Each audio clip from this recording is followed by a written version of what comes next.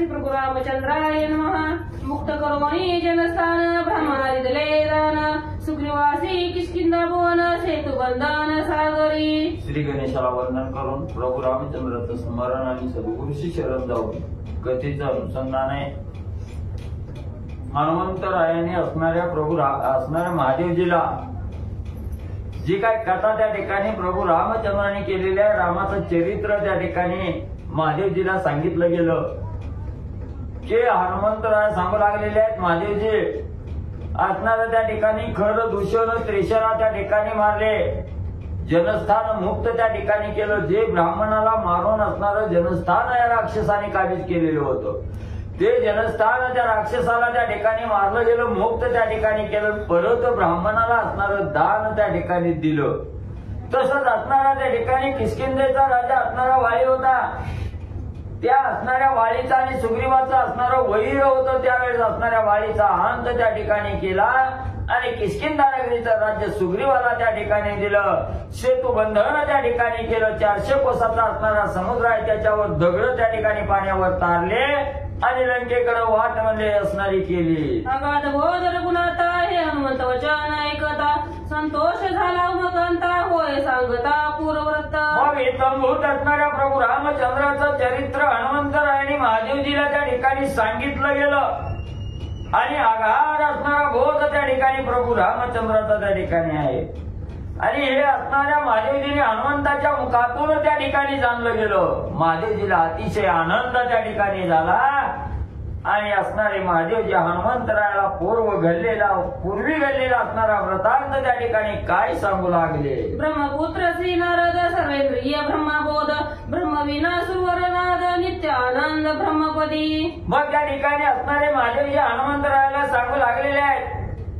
ब्रह्मदेवाचा मानसपुत्र असणारे श्री नारद मुनी आहेत आणि सर्व इंद्रिय उपरम झालेले आहेत। ब्रह्म असणारा ब्रह्मरूपाला असणारी सर्व इंद्रिय त्याच्या असणारे त्या ठिकाणी झालेले आहेत आणि ब्रह्म विण्याचा असणारा सुस्वर असं गायन त्या ठिकाणी करत, नाद त्या ठिकाणी काढत अतिशय आनंदानं त्या ठिकाणी ब्रह्मपदी स्वार झालेले नारद मुनी काय करू लागले। ब्रह्मानंदे डुलत ब्रह्मवर्षी विचरत भुवने भुवन हिंडत अधिकारी या देत परब्रह्म।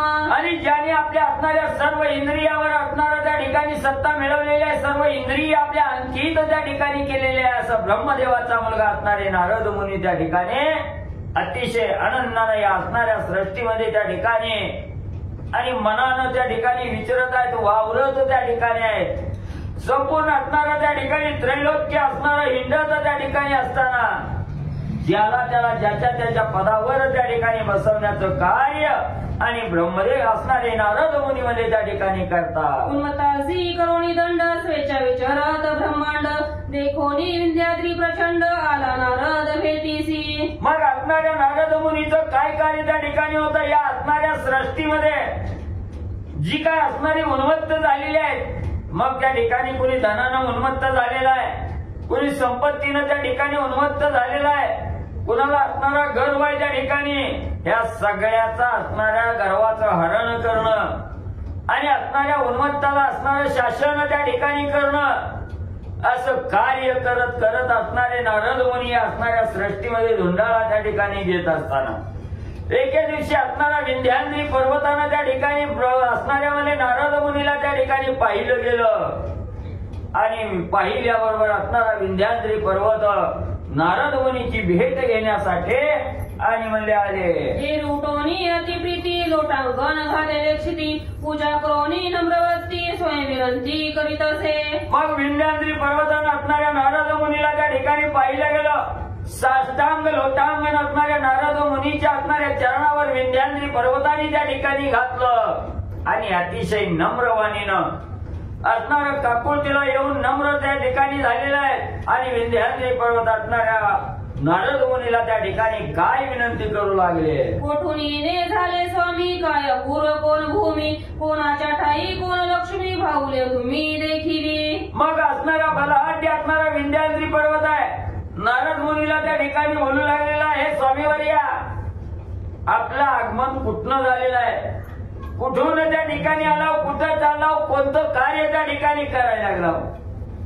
मग तुम्ही असणारं हे त्रैलोक्याच्या ठिकाणी धुंडाळता, सर्व सृष्टीमध्ये असणारा वावर आपला त्या ठिकाणी, आणि या सृष्टीमध्ये फिरत असताना कुठल्या ठिकाणी असणारं त्या ठिकाणी म्हणजे चांगलं ठिकाण आहे, कुठल्या ठिकाणी लक्ष्मीचं वास्तव्य त्या ठिकाणी आहे, आणि लक्ष्मीचं वास्तव्य असणारं ठिकाण त्या ठिकाणी कोणतं आहे, ही म्हणजे त्या ठिकाणी असणाऱ्या विंध्याद्री पर्वताने नारद मुनीला विचारलं गेलं. कोण पर्वत कोण ऐश्वर्य वर्तत, सांगावे मलिदभूत कृपावंत स्वामी. मग एवढंच नाही, या असणाऱ्या सृष्टीमध्ये अनेक पर्वत आहेत त्या ठिकाणी. कोणत्या पर्वताचं किती महत्व आहे, कोणत्या पर्वतावर कोण त्या ठिकाणी राहतं, कोणत्या पर्वतावर लक्ष्मी वास्तव्य त्या ठिकाणी करते, आणि कोणत्या पर्वताचं काय ऐश्वर्य आहे, काय महती त्या ठिकाणी आहे, अशा प्रकारची माहिती मला त्या ठिकाणी सांगा. म्हणून विंध्याद्री पर्वत असणाऱ्या नारद मुनीला विचारू लागलेला आहे. तुम्हासी सर्वत्र गमन म्हणून केले ज्ञापन, तुम्हासी त्रैलोक्याचे वर्तन कृपा करून सांगावी. मग महाराज तुम्हाला वाटत असेल का मला त्या ठिकाणी विचारलं गेलं, तर तुम्ही असणाऱ्या त्रैलोक्यामध्ये त्या ठिकाणी स्वर्ग मृत्यू पाताळात म्हणजे फिरण्याचं सामर्थ्य तुमच्या अंगी आहे.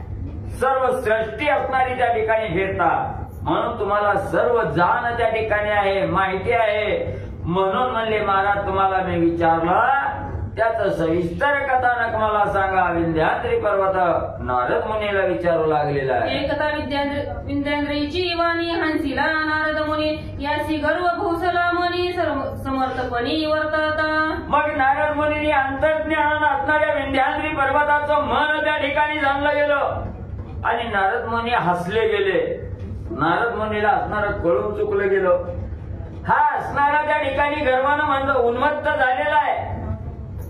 अतिशय अनेक वर्षापासूनचा असणारा त्या ठिकाणी हा म्हणजे विंध्याद्री पर्वत आहे, आणि माझ्यासारखा बलहाट त्या ठिकाणी कोण नाही, माझ्यासारखं सुंदरत्व त्या ठिकाणी कोणत्याही पर्वताला नाही.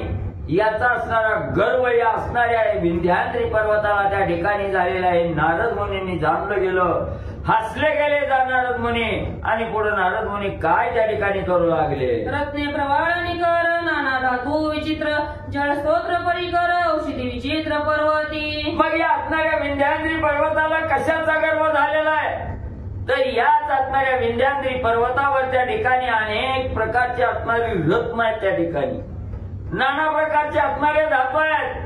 धातू म्हणजे असणारा त्या ठिकाणी लोखंड आहे, सोनं आहे, पितळ आहे, चांदी आहे, त्या ठिकाणी एवढे धातू त्या ठिकाणी आहेत नाना प्रकारचे. एवढंच नाही, सुंदर प्रकारचं पाण्याचंही जल सरोवर त्या ठिकाणी आहेत. नाना प्रकारच्या असणाऱ्या औषधी वनस्पती आणि या विंध्याद्री पर्वतावर राहतात. चंपक चंदन मंदार कल्पतरूचे आगार, चिंतामणी सविस्तर पर्वती अपार पसरले. मग याच असणाऱ्या विंध्याद्री पर्वतावर म्हणजे चंपक नावाची असणारी वनस्पती आहे, चंदन आहे, मंदार आहे त्या ठिकाणी. एवढंच नाही, मनातील ज्या ज्या कल्पना त्या ठिकाणी येतील त्या कल्पना पूर्णत्वाला नेण्याचं कल्पतरूचे वृक्षही त्या ठिकाणी आहेत. एवढंच नाही, मनामध्ये जे जे चिंतील ते चिंतित असणारं साक्षात उतरवण्याचं सामर्थ्य ज्या वृक्षामध्ये आहे ते चिंतामणी सुद्धा तिथं त्या ठिकाणी वास्तव्य करतायत. एवढी असणारं त्या ठिकाणी सुंदर म्हणजे असणाऱ्या पर्वतावर आणि वास्तव्याला आहेत. किल्ला रेखामधेनूची पर्वतींडती सैरची, तेने दृष्टी फिरली बुद्धीची वाढला उंची अति गर्वे. मग याला एवढं असणारं मनाला मोहून टाकणारं नयनाला रम्य दृश्य असणाऱ्या या विंध्याद्री पर्वतावर आहे. सुंदर पाण्याचं सरोवर आहे, असणाऱ्या हिरवीगार असणारी त्या ठिकाणी वस्ती आहे.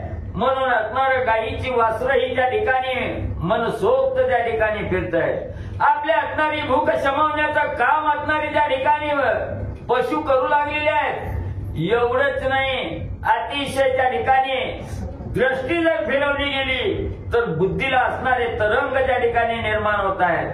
एवढा बलहाट्य असणारा पर्वत आहे, त्या पर्वताला गर्व झालेला आहे.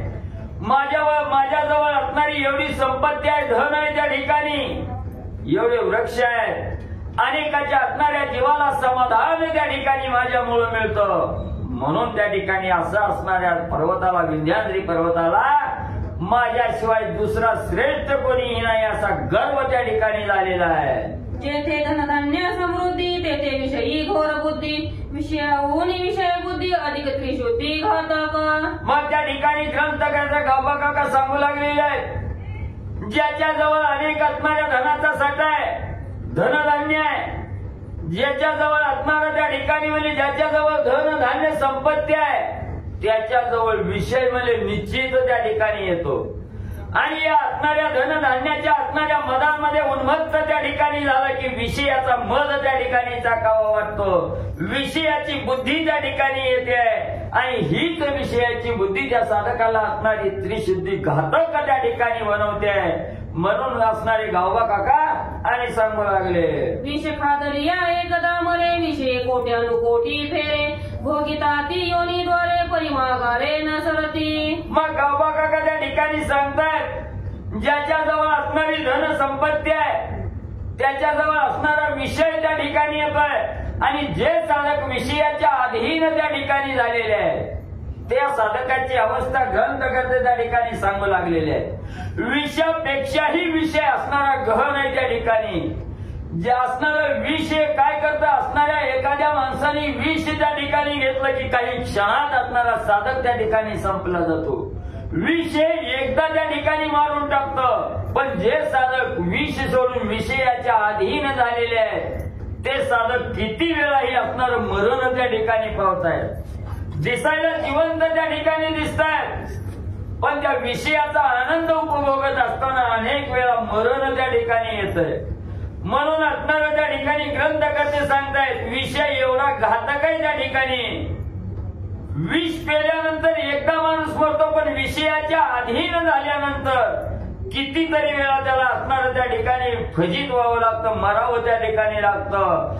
कोट्यानुकोटी असणारं फेर त्या ठिकाणी 84 लक्ष योनीमध्ये असणारं त्या ठिकाणी फिरत बसावं लागतं आणि तरी बी असणाऱ्या 84 लक्ष योनी फिरल्यानंतर ही मानवाचा वारा त्या ठिकाणी लागतोय आणि मानवाचा देह त्या ठिकाणी प्राप्त झाला तरीही असणाऱ्या भगवंताच्या सानिध्यात त्या ठिकाणी नाही गेला की पुन्हा जन्मायचं पुन्हा मारायचं हे राट गाडगा त्या विषयाधीन साधकाच्या मागचं त्या ठिकाणी सुटत नाही. ग्रंथकर्ते सांगतायत, ऐसी विषय मध्ये जाती ते चढले से पर्वती याची झडे गर्वस्थिती तैसी युक्ती करावी. मग असं असणाऱ्या विषयाच्या अधीन झालेल्या साधकाला एवढं दुःख त्या ठिकाणी सहन करावं लागतं. हाच असणारा विषय आहे, सुंदरतेचा विषय आहे, असणाऱ्या मोठेपणाचा विषय आहे. या पर्वताच्या अंगी असणारा विषय त्या ठिकाणी आलेला आहे. माझ्यासारखा सुंदर त्या ठिकाणी कोण नाही, माझ्यासारखा बलहाट त्या ठिकाणी कोण नाही. याचा असणारा गर्व या पर्वताला त्या ठिकाणी चाललेला आहे. म्हणून याच्या असणाऱ्या गर्वाची झाडी त्या ठिकाणी करावी, याचा गर्वाचा झाडा त्या ठिकाणी घ्यावा अशी युक्ती त्या ठिकाणी करावी असा विचार नारद मुनीने केला गेला. तसे नेमुनी मानसी स्तव आदरिले मेरोसी समृद्धी सांगो तुझ्या ऐसी अधिक त्यासी कोटी गुणे. मग त्या ठिकाणी असणारा नारद मुनीने विचार केला, ह्याला गर्व चाललाय म्हणजे याच्या गर्वाचं हरण त्या ठिकाणी करावं.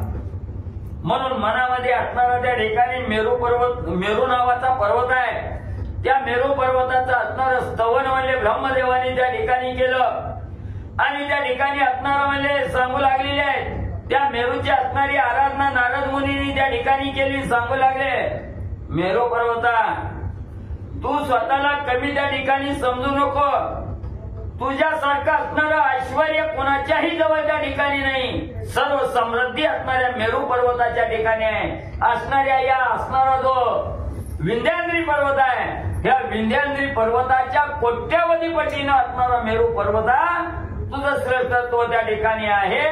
नारद मुनी सांगू लागले, सप्त ऋषी त्यासी जाण नित्य करीती प्रदक्षिण वैकुंठ कैलासाहुनी घन संपत्ती जाण मेरूची. मग नारद मुनी विंध्याद्री पर्वताला सांगू लागले, विंध्याद्री तू स्वतःला शाना त्या ठिकाणी समजू नको, स्वतःला बलहाट त्या ठिकाणी समजू नको, स्वतःला ज्ञानी आहे म्हणून त्या ठिकाणी समजू नको.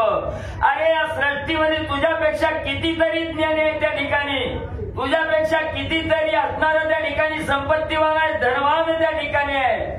असाच एका असणाऱ्या पर्वताचं उदाहरण तुला त्या ठिकाणी देतो. नारद मुनी विंध्याद्री पर्वताला सांगू लागलेले आहे, बाबा मेरू नावाचा पर्वत आहे. त्या पर्वताच्या ठिकाणी असणारे 7 महान असणारे ऋषी आहेत त्या ठिकाणी आणि ते 7 ऋषी असणाऱ्या मेरू पर्वताला नित्य प्रदक्षिणा त्या ठिकाणी करतायत. आणि एवढंच नाही वैकुंठाला गेल्यावर जेवढं असणारं महत्व त्या ठिकाणी साधकाला मिळतं, असणाऱ्या त्या ठिकाणी म्हणजे वैकुंठच नाही, त्या ठिकाणी असणाऱ्या कैलासाला जेवढं महत्व आहे त्या वैकुंठ आणि कैलासाहून अधिक श्रेष्ठत्व त्या असणाऱ्या मेरू पर्वताच्या ठिकाणी आहे. अगाध असणारी संपत्ती त्या मेरू पर्वताच्या ठिकाणी समाविष्ट झालेली आहे. नारद मुनी विंध्याद्री पर्वताला सांगू लागले, त्याचे कांचे इचेवरी मेरूच्या दत्तत्वाची थोरी, फार नाही त्याची गंभीरी सुरासुरी वाणी जे. आणि एवढंच नाही, जे जे याच्या काही असणाऱ्या मेरू पर्वताकडे त्या ठिकाणी येतात, आपल्या इच्छेनुसार जे काही मागणं मनामध्ये आहे त्या मेरू पर्वताला मागणं त्या ठिकाणी घातलं, त्या याचकाच्या इच्छेची पूर्तता असणारा मेरू पर्वत त्या ठिकाणी करतोय. म्हणून मेरू पर्वताच्या अंगी दातृत्व थोर आहे, दानपणा असणारा मेरू पर्वताच्या अंगी आहे त्या ठिकाणी, आणि त्याच्या जवळ कसलाही गर्व त्या ठिकाणी नाही. एवढंच नाही, त्या मेरू पर्वताच्या असणारी वाखाणणी, त्याचं असणारं कौतुक स्वर्गाच्या ठिकाणी 33 कोटी देव असणारं वर्णन म्हणजे अगाध त्या मेरू पर्वताचं करतात. नारद मुनी विंध्याद्री पर्वताला सांगू लागलेले आहे. आणि हीच कथा असणारे महादेवजी हनुमंतरायाला सांगू लागलेले आहे. महादेव हनुमंत ब्रह्मा विष्णू उमाकांत त्याची आज्ञा श्रीवात, इंद्र त्याचा शरणागत समृद्धी मागत तयापासी. आणि एवढंच नाही, किती सामर्थ्य असणाऱ्या मेरू पर्वताच्या अंगी आहे. त्या मेरू पर्वताची आज्ञा असणारे ब्रह्म विष्णू महेश आहेत, हे तिन्ही देव त्या ठिकाणी म्हणजे आज्ञा पाळतात. एवढेच नाही, देवाचा राजा असणारा इंद्र आहे, ह्या मेरू पर्वताला शरण त्या ठिकाणी जातोय. मेरू पर्वताचा शरणांगत असणारा इंद्र त्या ठिकाणी आहे. एवढी समृद्धी, एवढी संपत्ती आणि या मेरू पर्वताच्या ठिकाणी आहे. नारद मुनी विंध्याद्री पर्वताला सांगू लागलेले आहे, या ब्रह्मांडा माझारी मेरू पर्वता समसरी, सौभाग्य नाही चराचरी आगाध थोरी मेरूची. म्हणून ऐक म्हणे विंध्याद्री पर्वता, तुला जो मी श्रेष्ठ आहे याचा जो गर्व त्या ठिकाणी झालेला आहे, अहंकार त्या ठिकाणी चाललेला आहे, तर तुझ्यापेक्षा श्रेष्ठ असणारा मेरू पर्वत आहे. मेरू पर्वतासारखा दुसरा पर्वतच म्हणजे त्या ठिकाणी नाही. आणि त्या मेरू पर्वताचं भाग्य आता अतिशय अगाध त्या ठिकाणी आहे. या चराचरामध्ये असणारं सामर्थ्य त्या मेरू पर्वता एवढं सामर्थ्य कुणाच्याही नशिबी त्या ठिकाणी नाही, कुणाच्याही अंगी नाही. एवढी अगाध थोडी असणाऱ्या मेरू पर्वताची त्या ठिकाणी आहे. नारद मुनी विंध्याद्री पर्वताला सांगू लागले, ऐसे सांगोनी नारद मुनी स्वयं निघाला तत्क्षणी, ब्रह्मवीना संस्कारोनी स्वेच्छागमनी चमकला. मग असणाऱ्या त्या ठिकाणी विंध्याद्री पर्वताला एवढी विचारलं, विंध्याद्री पर्वताने विचारलेल्या प्रश्नाला उत्तर देत असताना नारद मुनींनी सविस्तर त्या ठिकाणी सांगितलं. लगेच एका क्षणात नारद मुनी असणाऱ्या त्या विंध्याद्री पर्वतावर पासून निघाले. आपला असणारा जो ब्रह्मवीणा आहे त्या ब्रह्मवीण्याचा असणारा जनकार त्या ठिकाणी केला आणि मन रमेल तिकडे असणारे नारद मुनी जाऊ लागले. एकता नारदाची मत विद्याद्री झाला चिंताक्रांत, चढला अभिमान पोटात वाढला भूत आकाशी. मग एवढ्या नारद मुनींनी आपल्या जवळ आपल्याच असणारा त्या ठिकाणी शत्रूची वर्णन त्या ठिकाणी केलं, कीर्तीचा असणारा महिमा त्या ठिकाणी गायला. आणि मेरू पर्वताचा महिमा नारद मुनीच्या मुखातून विंध्याद्री पर्वतानं त्या ठिकाणी ऐकला गेला. विंध्याद्री पर्वत चिंताक्रांत त्या ठिकाणी झाला. आबाबा मला माझ्यापेक्षाही कितीतरी या सृष्टीमध्ये असणारं त्या ठिकाणी महान आहे. चिंता वाटली गेली. ठीक आहे मला, नारद मुनीला माझ्यापेक्षा श्रेष्ठ असणारा मला त्या ठिकाणी मेरू पर्वतच मला त्या ठिकाणी वाटतो काय, मला माझ्या अंगी काय बळ कमी आहे, मी कशात कमी आहे त्या ठिकाणी हे दाखवून देऊ मला असणाऱ्या नारद मुनीला. त्या ठिकाणी अभिमान चालला गेला आणि अभिमान चालल्याबरोबर असणारा त्या ठिकाणी विंध्याद्री पर्वत आकाशाच्या दिशेनं अतिशय बलाढ्य उंचीनं त्या ठिकाणी वाढला गेला. गती खुंटली रवी शशी ग्रहगणे झाली पिशी, नक्षत्रांची गती कायसी कासावीसी सुरसिद्ध. मग अभिमान चालला गेला. अभिमानानं असणारा हा विंध्याद्री पर्वत त्या ठिकाणी फुगला गेला. आकाशाला जाऊन असणारा त्या ठिकाणी विंध्याद्री पर्वत टेकला गेला. टेकल्याबरोबर असणारा त्या ठिकाणी सूर्याला त्या ठिकाणी पुढे जे गमन त्या ठिकाणी करण्याचं आहे, सूर्य उगवल्यापासून मावळेपर्यंतची असणारी क्रमण दिशा आहे सूर्याला, ती सूर्याची दिशा त्या ठिकाणी खुंटली गेली. त्या पर्वताच्या पुढे असणाऱ्या सूर्याला सुद्धा त्या ठिकाणी जायला येणं गेलं. ग्रहगाने असणारं त्या ठिकाणी जे राहू केतू शुक्र आहे, नेपच्यून आहे, मंगळ आहे, चंद्र आहे, हे सगळे जागच्या जागेला त्या ठिकाणी थांबले गेले. थांबल्यामुळे असणारा त्या ठिकाणी सूर्य उगवायचा त्या ठिकाणी राहिला गेला. असणाऱ्या त्या ठिकाणी पुढे असणाऱ्या सूर्याची गतीच त्या ठिकाणी खुंटली गेली. आणि गती खुंटल्याबरोबर असणाऱ्या त्या ठिकाणी जे काय असणारे देव आहे, जे काय ऋषी मंडळी आहे, यांना असणारं दुःख त्या ठिकाणी आणि होऊ लागलं. खुंटले सकळ दिनमान गडद पडले दारुण खुंटले या जन यजन सत्कर्म जान खुंटले. मग त्या ठिकाणी सूर्याची गती थांबली गेली. सूर्य उगवलाय का मावळलाय हे काही त्या ठिकाणी समजना गेलं. दिवस रात्र, दिवस झाल्याबरोबर रात्र होते, रात्र संपल्याबरोबर दिवस त्या ठिकाणी होतोय, ही काही त्या ठिकाणी कळलं गेलं. आणि काही असणाऱ्या साधकात ऋषी आहेत. सूर्य उगवला, सूर्याचं दर्शन झाल्याबरोबर असणारं त्या ठिकाणी आचमन असणारं म्हणजे सूर्याला असणारं त्या ठिकाणी म्हणजे अर्घ्यदान दिल्याशिवाय काहीही खात नाहीत, पित नाहीत. म्हणून असणारा सूर्य त्या ठिकाणी उगवला, दिवसाचा असणारा प्रकाश त्या ठिकाणी पडला. सगळ्याचं अर्घ्यदान त्या ठिकाणी राहिलं गेलं. भासणाऱ्या ब्राह्मण मंडळीचं असणारं दिनक्रम त्या ठिकाणी संपलं गेलं. यजन असणारं पूजन त्या ठिकाणी संपलं गेलं. जे काही सत्कर्म करण्याची सकाळ असते ती सकाळही त्या ठिकाणी थांबली गेली. सगळ्या असणाऱ्या देव ऋषीला त्या ठिकाणी दुःख होऊ लागलं. शुदा पिढीले सुरवर याग खुंटले समग्र कासावीस ऋषीश्वर कर्म मात्र स्फुरेना. मग असणाऱ्या विंध्याद्री पर्वतानं सूर्याची गती त्या ठिकाणी बंद केली. सूर्याचं असणारं उगवणं त्या ठिकाणी थांबलं गेलं. आणि सूर्य उगवल्याशिवाय अर्घ्यदान दिल्याशिवाय काहीही खायचं नाही, पाणी प्यायचं नाही. मग त्याच वेळेस असणाऱ्या ऋषी मंडळीला त्या ठिकाणी म्हणले पाणी प्यायला मिळणं गेलं, खायला मिळणं गेलं. सगळी तळमळ त्या ठिकाणी करू लागले. कासा 20 जीव असणारं त्या ठिकाणी झालं. कुणाला काय करावं काय नाही याचं भान त्या ठिकाणी राहिना गेलं. दिवस बी उगवण बी आणि मावळण अशी अवस्था असणाऱ्या ऋषी मंडळीची झाली. खुंटले दिनमानाची गती उदय असताना कळे सर्वार्थी सकळ लोक तळवळती काही युक्ती स्फुरेना. मग सूर्य उगवायचा बी थांबला, मावळायचा बी त्या ठिकाणी थांबला. अर्घ्यदान सूर्याला कवा द्यावा, आपण पाणी कवा प्राशन त्या ठिकाणी करावं, आचमन कवा करावं आणि असणाऱ्या अग्निदेवाला भोजन त्या ठिकाणी कवा घालावं याची असणारी चिंता सर्व ऋषी मंडळीला लागली गेली. तळमळ ऋषी मंडळी करू लागली.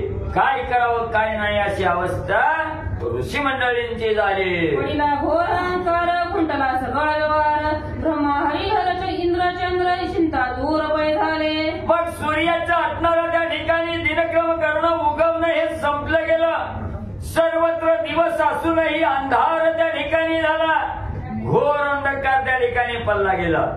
सगळे व्यवहार देणं घेणं त्या ठिकाणी संपलं गेलं. अर्घ्यदान देणं आणि आशीर्वाद घेणं हे संपलं गेलं त्या ठिकाणी. म्हणून सगळे व्यवहार ठप्प झाले. ब्रह्मदेव आहे त्या ठिकाणी, ब्रह्म विष्णू महेश सगळ्याला त्या ठिकाणी दुःख होऊ लागलं. सगळे देव लोक त्या ठिकाणी चिंतातूर झालेले आहे. मिळवणी सगळ समुदायासी ठाकोनी आले काशीपुरासी लोटांगणी अति प्रीतीसी चंद्रचूडासी भेटले. मग त्या ठिकाणी सगळे देव त्या ठिकाणी चिंतेच्या गर्तेत पडले. काय करावं, कसं ऋषी मंडळीला असणारं समाधान त्या ठिकाणी द्यावं हा विचार करत असताना सर्व देवांनी मनामध्ये विचार त्या ठिकाणी केला. आपलं घराणं मांडण्यासाठी असणाऱ्या काशी विश्वेश्वराच्या ठिकाणी असणारे महादेव जे आहेत तिथं जावं, महादेवजीला घराणं त्या ठिकाणी सांगावं. म्हणून सर्व देव त्या ठिकाणी उठले. काशी क्षेत्राच्या ठिकाणी आले. महादेवाला असणाऱ्या त्या ठिकाणी काशी विश्वेश्वराला साष्टांग लोटांगण त्या ठिकाणी घातला आणि महादेवाची भेट घेऊन काय घराणं सांगू लागले. करोनिया विचित्र स्तवन सांगते झाले विवंचन गिरी अवडवणी अथगारण गेले रोधन सकळांसी. मग काशीपुराच्या ठिकाणी आले. महादेवाला साष्टांग लोटांगण त्या ठिकाणी घातलं. स्तवन असणाऱ्या महादेवजीचं त्या ठिकाणी केलं. आणि मनामध्ये जी काही विवेचन आहे, जे काही विचार आहे, त्या ठिकाणी जे काही दुःख आहे ते दुःख सांगू लागले. देवा म्हणले असणारा विंध्याद्री पर्वत आहे. गर्व त्या ठिकाणी चाललेला आहे, भला मोठा वाढलेला आहे. असणाऱ्या सूर्याची गती त्या ठिकाणी थांबवलेली आहे. म्हणून असणाऱ्या विंध्याद्री पर्वताचा सर्व कथानक त्या ठिकाणी सांगू लागले. कुंडली सकळांची गतई उदय असताना दिसती, सर्वता न कळे दिन राती कर्म सर्वार्थी राहिले. सर्व देव सांगू लागले. म्हणून महादेव म्हणले असणारा विंध्याद्री पर्वत म्हणजे अतिशय वाढलेला आहे. सूर्याला त्या ठिकाणी म्हणजे अडकून ठेवलेला आहे. आणि दिवस बी उगवण दिवस मावळण बी. सगळ्या ऋषी मंडळीला असणारी त्या ठिकाणी चिंता लागलेली आहे. सगळ्याचे दिनक्रम त्या ठिकाणी थांबले गेले. कुणाला दिवस बी रात बी म्हणजे त्या ठिकाणी कळना गेले. सगळे कर्म म्हणजे सगळ्यांचे बाकी म्हणजे शिल्लक राहिले. राहिली आगाधी क्रिया पोर आले तुमच्याकडे. राहिली आगाधी क्रिया लंघन पडिले सुरवर्या, वेगी करोनी कुडाविया स्वामी प्राण संरक्षी. सगळे देवलोक भगवान शंकर अपश्य आले. महादेवाला सांगितलं, भगवंता जी काय सृष्टीमधली सगळं कार्य थांबलेलं आहे, स्टॉप झालेलं आहे. ब्राह्मणाचं कार्य राहिलेलं आहे. सूर्य चलना गेला, चंद्र उगवना गेला, काहीच कार्य त्या ठिकाणी होईना गेलं. सृष्टीवरती संकट आलं. म्हणून महादेवाची प्रार्थना करतात. एसी करिता विनवन मध्ये चिंता दारुण, वर्तली पै असाधारण युक्ती हो जाण खुंटाली. आणि त्यावेळेस महादेवजी हनुमंताला सांगतायत, अशा प्रकारची विनवणी सगळी करत असताना मला ही चिंता निर्माण झाली, काय करायचं. सगळ्यांची अशी अवस्था आहे, काहीतरी आपण मार्ग काढला पाहिजे. म्हणून मला सुद्धा त्यावेळेस चिंता निर्माण झाली. त्यावेळेस काय मार्ग निघाला. बॅटरी बॅनर मोबाईल बॅन माझं गाणं तुम्ही बसा की हे बंद करायला आले. तव नारद पातला तेने सांगितले सकाव्रत, एकोणी मेरूचे आचरित गर्वे पर्वत वाढला. आणि तेवढ्या वेळामध्ये नारद तिथं आले. आणि नारदाची जी काही मात आहे, नारदाचं बोलणं आहे. विंध्याद्री पर्वतानं ऐकलं. ऐकल्यानंतर ना पर्वताला अभिमान चढला. परत वाचा. तव नारद पातला तेने सांगितले सकळ वृत्तांत, एकोणी मेरूचे आचरित गर्वे पर्वत वाढला. आणि तेवढ्या वेळामध्ये नारद तिथं आले. कुठं महादेवापाशी आले. आल्यानंतर ना महादेवानं ही जी काय मेरूची असणारी स्थिती आहे ती नारदांना सांगितली. सांगितल्यानंतर ना तेवढ्या वेळामध्ये मेरूची पर्वत आहे त्याला गर्व निर्माण झाला. आणि गर्वानं तो त्या ठिकाणी वाढलेला आहे असं महादेवजी नारदांना सांगतात. त्या गर्व परिहारासी पराथोनिया अगस्तीसी, पाठविता दक्षिणेसी तो पर्वतासी दंडीला. महादेवजी नारदाला सांगतात, महाराज ती पर्वत खूप वाढलेला आहे, गर्वानं वाढलेला आहे. त्यामुळे तुम्ही काय करा, अगस्ती महाराजांची भेट घ्या. अगस्ती महाराजांना तिकडे दंडकारण्याकडे पाठवा. पाठवल्यानंतर ना अगस्ती महाराज त्या पर्वताला दंड करतील, शिक्षा करतील. त्यांच्याकडे सामर्थ्य आहे ती त्यांच्या असणाऱ्या बळावरती ते त्या पर्वताला थांबवतील असं महादेवजी बोलतात. मार्ग मागून या पर्वता त्यासी घालील पालथा, ते निर्मुक्त समजता शशी भास्वता सुखे गमना. आणि मग पर्वत मार्ग देईल. अगस्त्य ऋषी पर्वताकडे आपला मार्ग जे आहे ते मागतील. मार्ग मागितल्यानंतर ते असणाऱ्या पर्वताला पालथ घालतील. आणि जे काही चंद्र सूर्याची गती थांबलेली आहे ती गती निर्मुक्त होईल. जगाचे सगळे व्यवहार चालतील. महादेवजी बोलतात, गर्वहरण पर्वतासी निर्मुक्त सगळ कर्मासी, संपादन या गतिकासी तृप्ती सगळ्यांसी होईल. आणि पर्वताला त्या ठिकाणी गर्व झालेला आहे.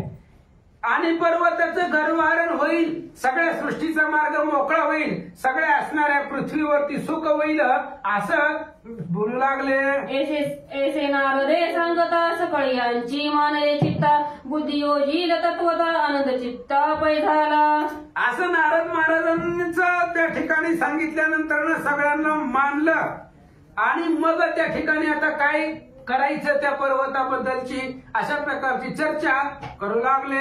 एकाकारे दोन्ही अर्थ संपादित त्यनुभूता, दंडकार्य समजता अगस्तीनिश्चित वससी. नारदांनी विचार केला, एकाच असणाऱ्या कार्यामध्ये दोन कामं होतील. काय होईल, पर्वताची गती थांबेल, दंडकारण्याची निर्मिती होईल आणि ही सगळं कार्य अगस्ती महाराज करतील. ऐसे करोनी निर्धार विनविला तो मुनीवर, स्तुती करोनी विचित्र प्रसन्न वक्र पै केला. अशा पद्धतीचा निर्धार झाला. त्यांचं नियोजन ठरलं. लगेच अगस्ती महाराजांची स्तुती केली. आणि स्तुती करून त्यांना प्रसन्न केला. ऐका. प्रसन्न करून या ऋषी विनवते झाले प्रीतीसी, तुम्ही जावे दक्षिणेसी दंडकारण्यासी वसावया. आणि लगेच अगस्ती महाराजांची विनंती केली, त्यांची स्तुती केली, प्रार्थना केली. सांगितलं महाराज हे आज जे काही दंडकारण्य आहे त्या दंडकारण्य वसवायचंय, तिथं वस्ती करायचे आणि पर्वताचं गर्वहरण करायचंय. या सगळ्या कामाला तुम्हीच समर्थ आहेत, म्हणून जावा. दंडकाच्या शापे दारुण उदास झाले ते वन, राक्षस योनी आपण केले रोदन वनाचे. आणि दंडकाने शाप दिलेला होता. आता शाप का दिला होता तर ती पाठीमाग किष्किंधा कांडामध्ये कथा झालेली आहे. दंड ऋषी उद्धत झाला आणि त्याचा अजून मुलगा होता दंडाचा ऋषीचा मुलगा, त्याचा घात वनदेवतांनी केलेला होता. त्याच्यामुळे त्या असणाऱ्या ऋषीनं शाप दिलेला होता आणि म्हणून तिथं कुठलीही वस्ती त्या दंडकारण्यामध्ये नव्हती. म्हणून तुम्ही जावा, त्याच्या शापानं कुणीही तिथं वास करत नाही, राहत नाही. म्हणून राक्षस वाढले आणि राक्षसांनी त्या असणाऱ्या दंडकारण्यामध्ये वस्ती केलेली आहे असं सांगू लागले. राक्षसांच्या भये पूर्ण राहिले दक्षिण तीर्थाटन, तुम्ही तेथे केल्या गमन सुखे ते वन वसेल. आणि ज्यावेळेस अगस्ती ऋषींना सांगतात महाराज राक्षसांच्या भीतीनं तिथं कोणीही जात नाही, म्हणून तुम्ही जर तिथं गेलात तर तुम्हाला कोणी अडवणारही नाही आणि तुम्ही गेल्यानंतर तिथं वस्ती निर्माण होईल आणि वस्ती झाली की मग सगळे असणारे धर्म कार्यार्थ त्या वनामध्ये चालेल असं अगस्ती महाराजांना बोलतात. तेथे राहतील साधू संत ते स्थळ अति पुनीत, भूत प्रेत पिशाच ते तर राक्षस मस्त पळतील. जिथं जिथं साधू संत राहतात तिथलं स्थळ ती सगळं पुण्यवान आहे. आणि म्हणून तुम्ही जर तिथं वस्ती केली तर ती जागा पवित्र होईल, सगळे राक्षस निघून जातील, सगळ्या क्षेत्रवासियांना तिथले आनंद होईल असं बोलू लागले. दंडावया राक्षसांसी परभ्रम अनुग्रह तुम्हासी, ते कदाचित दयांसी प्राणांत त्यासी साजची. आणि मग सांगू लागले जी काय राक्षस आहे ती राक्षस दंड करण्यासाठी तुमच्यापाशी काय आहे, सामर्थ्य आहे. तुम्हाला बघितल्याबरोबर राक्षसांना प्राणांत होईल, कारण तुमच्यापाशी सामर्थ्य आहे, तप सामर्थ्य आहे, सगळं अद्भुत शक्ती आहे. त्याच्यामुळे तुम्हाला बघितल्यावर राक्षसांना प्राणांत होईल, राक्षस घाबरतील, निघून जातील. ऐका. जे ते ब्रह्मनिष्ठा राहती ते सजीव निर्जीव पंक्ती, त्याचे अनासाय नित्य मुक्ती सत्संग गती पावता. जिथं असणारे ब्रह्म लोक राहतात, ब्रह्ममूर्ती संत जगी अवतरले उद्धाराया आले जड जीवा, हे ब्रह्ममूर्ती रूपी संत ज्या ठिकाणी राहतात ते सगळं असणारं ठिकाण निर्मुक्त आहे. मग सजीव असू द्या, निर्जीव असू द्या, कोणीही असू द्या, सगळे असणारे जीव तिथले निर्मुक्त आहेत. अनायासे त्यांना त्या ठिकाणी मुक्ती भेटते. सत्संगतीचा हा परिणाम आहे असं सांगतात. राक्षसांची क्रूरता आणि भूतांची विषमता, दृष्टी पडता साधू संत नित्य मुक्तता जड जीव. राक्षसांची क्रूरता, जेवढे राक्षसांची क्रूर आहे बघा, अशोकवनामधली त्रिजटा राक्षस वंशामधली असताना सुद्धा परिणाम झाला सीतेच्या भजनाचा, आणि जी काही क्रूरता होती राक्षसांची संपली गेली, भजनाला लागली. तसंच भूतामधली जी काही विषमता आहे, जीवामधला जड जीवामधला जो काही द्वेष आहे तो द्वेष संपतो.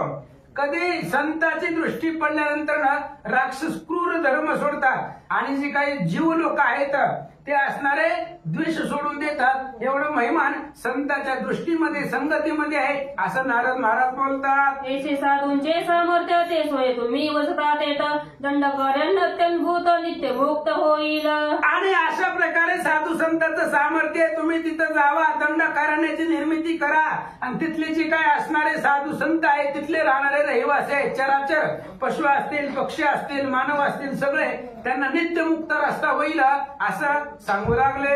राक्षस उद्धारती समस्त पांतिका मार्ग निर्मुक्त, तीर्थवासी तीर्थ पावत उद्धार समस्त जड जीवा. सगळ्याचा उद्धार होईल महाराज, तुम्ही तिथपर्यंत जाणं गरजेचं आहे, महत्वाचं आहे. सगळ्या राक्षसांचा उद्धार होईल. जे काही पांतिक आहे तिथून जाणारे येणारे लोक आहेत त्या लोकांचा त्या ठिकाणी उद्धार होईल. तीर्थवासियांना तीर्थ करण्यासाठी उत्तम अशा प्रकारचं जागा त्यांना प्राप्त होईल आणि जड जीवाचा उद्धार होईल अशा प्रकारे त्या ठिकाणी सांगू लागले. श्री गणेशाय श्री प्रभु रामचंद्राय नमः. ऐसे सांगता तयासी मूर्छादी अगस्तीसी, भूम्यादला वेगेसी अति दुःखासी पावला. आणि अशा प्रकारे अगस्ती महाराजांना सांगितलं तुम्ही जावा त्या दंडकारण्याकडे जावा, ते मी जो काही विंध्याचल पर्वत वाढलेला आहे त्याचीही त्या ठिकाणी गती थांबवा असं सांगितल्यानंतर ना अगस्ती महाराजांना खूप दुःख वाटलं, मूर्छा आली, चक्कर आली आणि जमिनीवरती त्या ठिकाणी पडले. अतिशय परम दुःख महाराजांना झालं. निर्दैवाणी जलिया पाहे स्वप्नी सापडे धनलोहे, जागा होता हातीचे जाये तैसे पाहे मज झाले. अगस्ती ऋषीला दुःख झालं. ते असणारे बोलू लागले, कसं आहे एखादा निर्दय असावा, गरीब असावा, त्याला स्वप्नामध्ये सोन्याचा हंडा सापडावा स्वप्नात, आणि जागा झाल्यानंतर त्याच्या हाताला काय येणार आहे, काहीच येत नाही. तशी माझी अवस्था झाली आहे. अगस्ती महाराज बोलतात, कोणी भाग्ये अनायासी मज प्राप्त झाली काशी, सवेची ओढवल्या पापराशी दुःख कोणासी मी सांगो. अगस्ती महाराज बोलतात, खूप भाग्यानं मला ही काशी तीर्थक्षेत्र प्राप्त झालेलं आहे. काशीमध्ये राहण्याचं पुण्य मला भेटलेलं आहे. ती भाग्य माझ्या नशिबामध्ये होता. पण कशाचं पाप आडवं आलं मला माहिती नाही. काशी सोडून जावं लागतंय.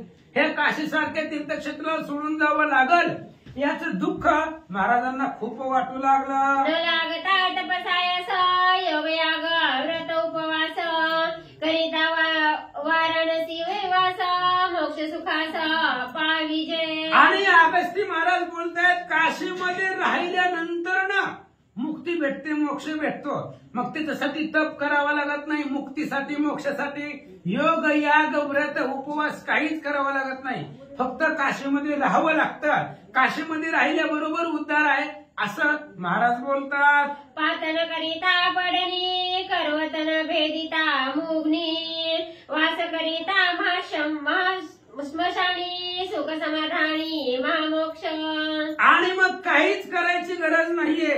फक्त असणाऱ्या ह्या काशी तीर्थक्षेत्रामध्ये वास करावा लागतो, राहावा लागतो. इथं राहिल्यानंतर ना सुख आणि समाधानानं मोक्ष भेटते.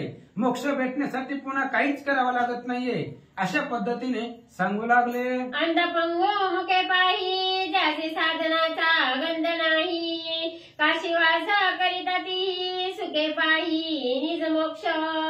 आणि विचार करू लागले अगस्ती महाराज, काशीमध्ये जाण्याचं, काशी पाहण्याचं, काशीमध्ये राहण्याचं भाग्य कोणाच्याही नशिबामध्ये नाही. आता अंध असतात, पंगू असतात, मुके असतात, यांना कुठल्याच साधनाचा गंध म्हणजे आवड नाही. कुठलीच साधना यांना करता जरी आली नाहीत आणि अशी लोकांनी जरी काशीचा वास केला, काशीमध्ये राहिले तरी सुद्धा मोक्ष त्यांना प्राप्त होतो असं महाराज बोलतात. ऐसे वाराणसी से महिमाना म्हणून विश्वास धरुण, राहिलो तो वास करुणा तव मा विघ्न ओढवले. अशा प्रकारचा विश्वास मनामध्ये होता. काशीचं महिमान माहिती होतं आणि एवढं सगळं माहिती असताना विश्वास ठेवून काशीमध्ये राहिलो होतो. आपल्याला अंतीला मुक्ती मिळेल, मोक्ष मिळेल या आशेनं राहिलो होतो. पण तेवढ्या वेळामध्ये मोठं विघ्न ओढवलं, माझ्यावरती संकट आलं, काशी सोडून जावं लागले याचं दुःख महाराजांना वाटू लागलं. मज सांडिता काशी भुवन त्याची काळी देहपतन, विश्वेश्वर दर्शन वाचून वाचती प्राण सर्वथा. आणि विचार करू लागले अगस्ती महाराज, मी जर काशी सोडली त्याच वेळी माझा जीव जायला पाहिजे. कारण काशी सोडून जगायचं काय. जसं नियम आहे, महादेवाचं दर्शन घेतल्याशिवाय माझं प्राण वाचतच नाही, मी जगतच नाही. रोज रोज रोज सकाळी महादेवाचं दर्शन काशीमध्ये राहून महादेवाचं दर्शन घेतो.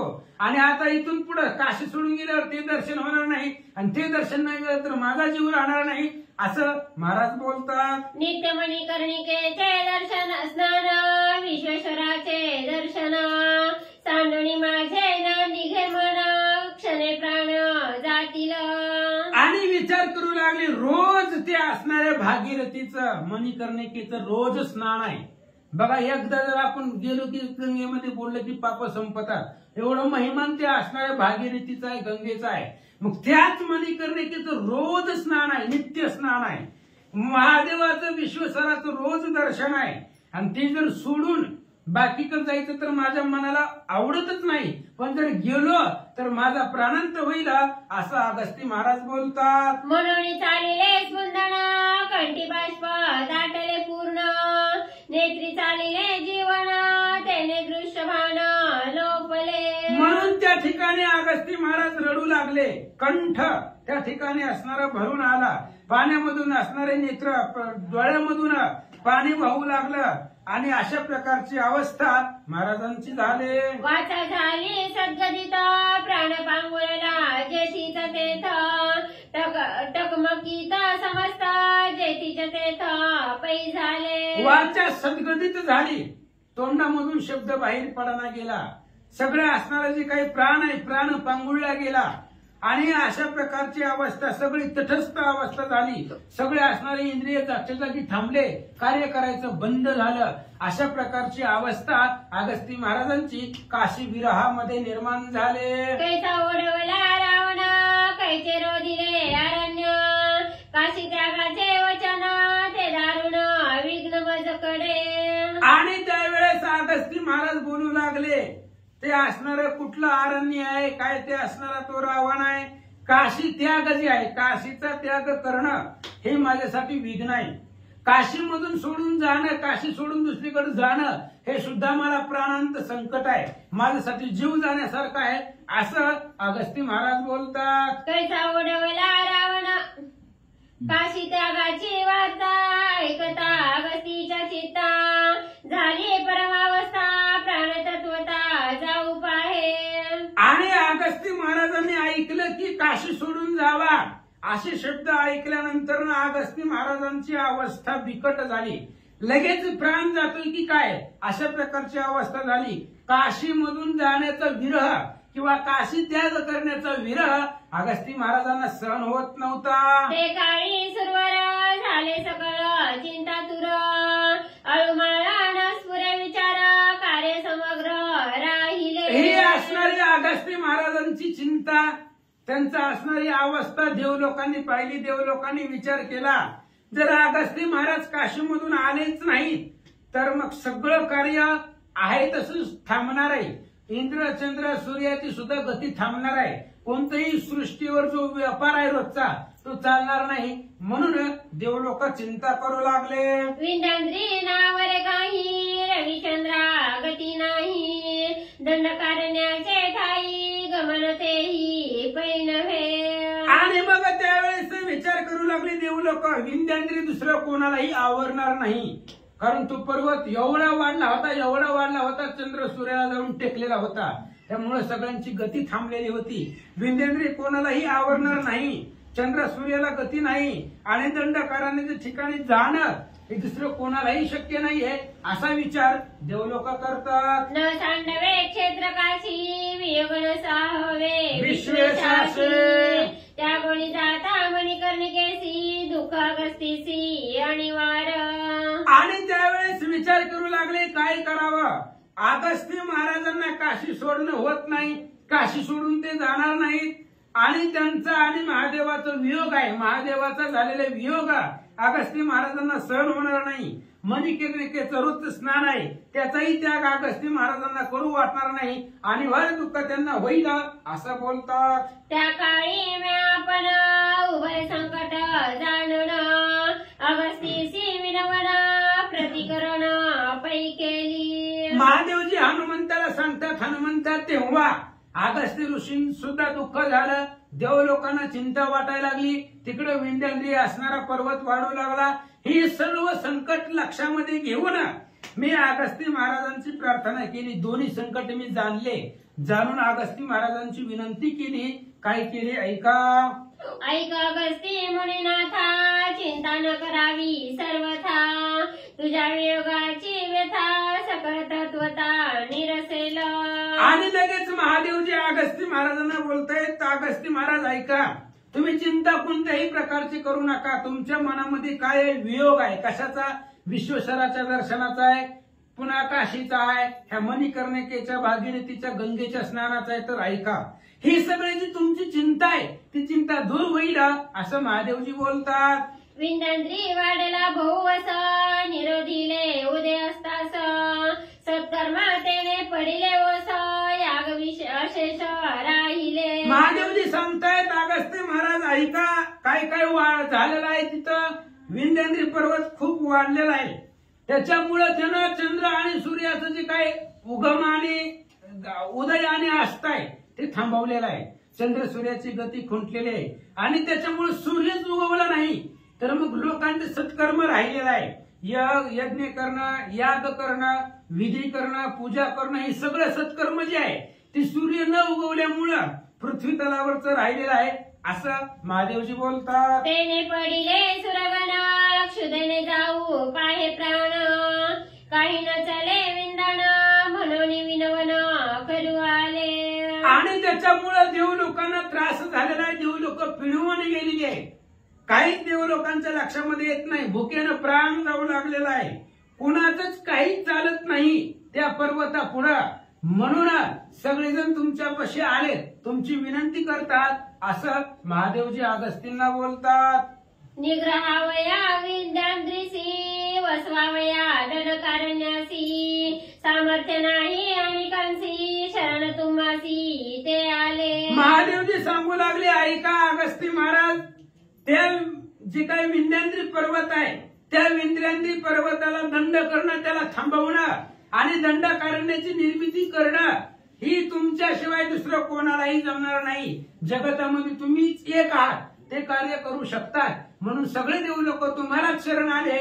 महादेवजी बोलतात, तरी शरणागता शरण्य, साचार तुम्ही साधू सज्जन, सेविता तुमचे श्री चरण, भवबंधन लागेन.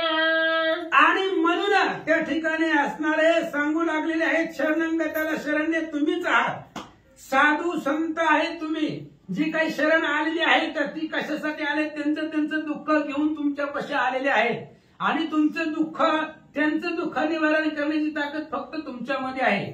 म्हणून काही कुणालाही अडचण असली तरी ते फक्त साधू संताला सांगायची असते, बाकी कोणीच त्याचं निवारण करू शकत नाही. हनुमंत म्हणे रायासी, दुःख निवेदावे साधूसी, ते तात्काळ तयासी, उपायासी योजिला. जैमिनाश्रमेत मध्ये उभी आहे. अंगदाचा मुलगा आहे सैन्यपाळ राजा, आणि त्याला असणारे हनुमंतालाही सांगत होते. कारण का, सैन्यपाळानं घोडा पकडलेला होता. आता सैन्यपाळ बी अंगदाच्या वंशातला, आपल्याच वंशातला आहे, आणि इकडे कृष्ण अर्जुन बी आपलेच आहेत.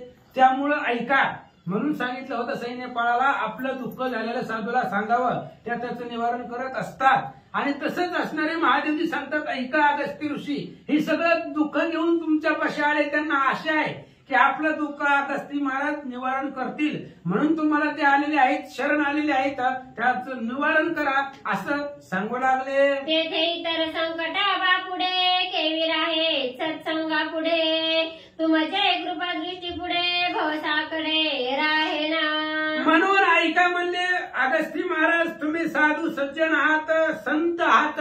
तुमच्या चरणाचं दर्शन जरी घेतलं तरी भवबंधन संपत लागत नाही. मग तिथं बापुढं काय असणार, बाकीचं संकट आहे. सत्संगाच्या पुढं कोणतंही संकट राहत नाही. तुमची नुसती कृपा दृष्टी जरी झाली तरी मोठ्यातलं मोठं संकट निवारण्याचं ताकद तुमच्या कृपा दृष्टीमध्ये आहे. महादेवजी बोलतात, इतरी दंडावे पर्वतासी, तरी स्वधर्मनिष्ठ हरणीशी, सत्तान चले स्वधर्मनिष्ठासी, युक्तीने त्यासी आवरावे.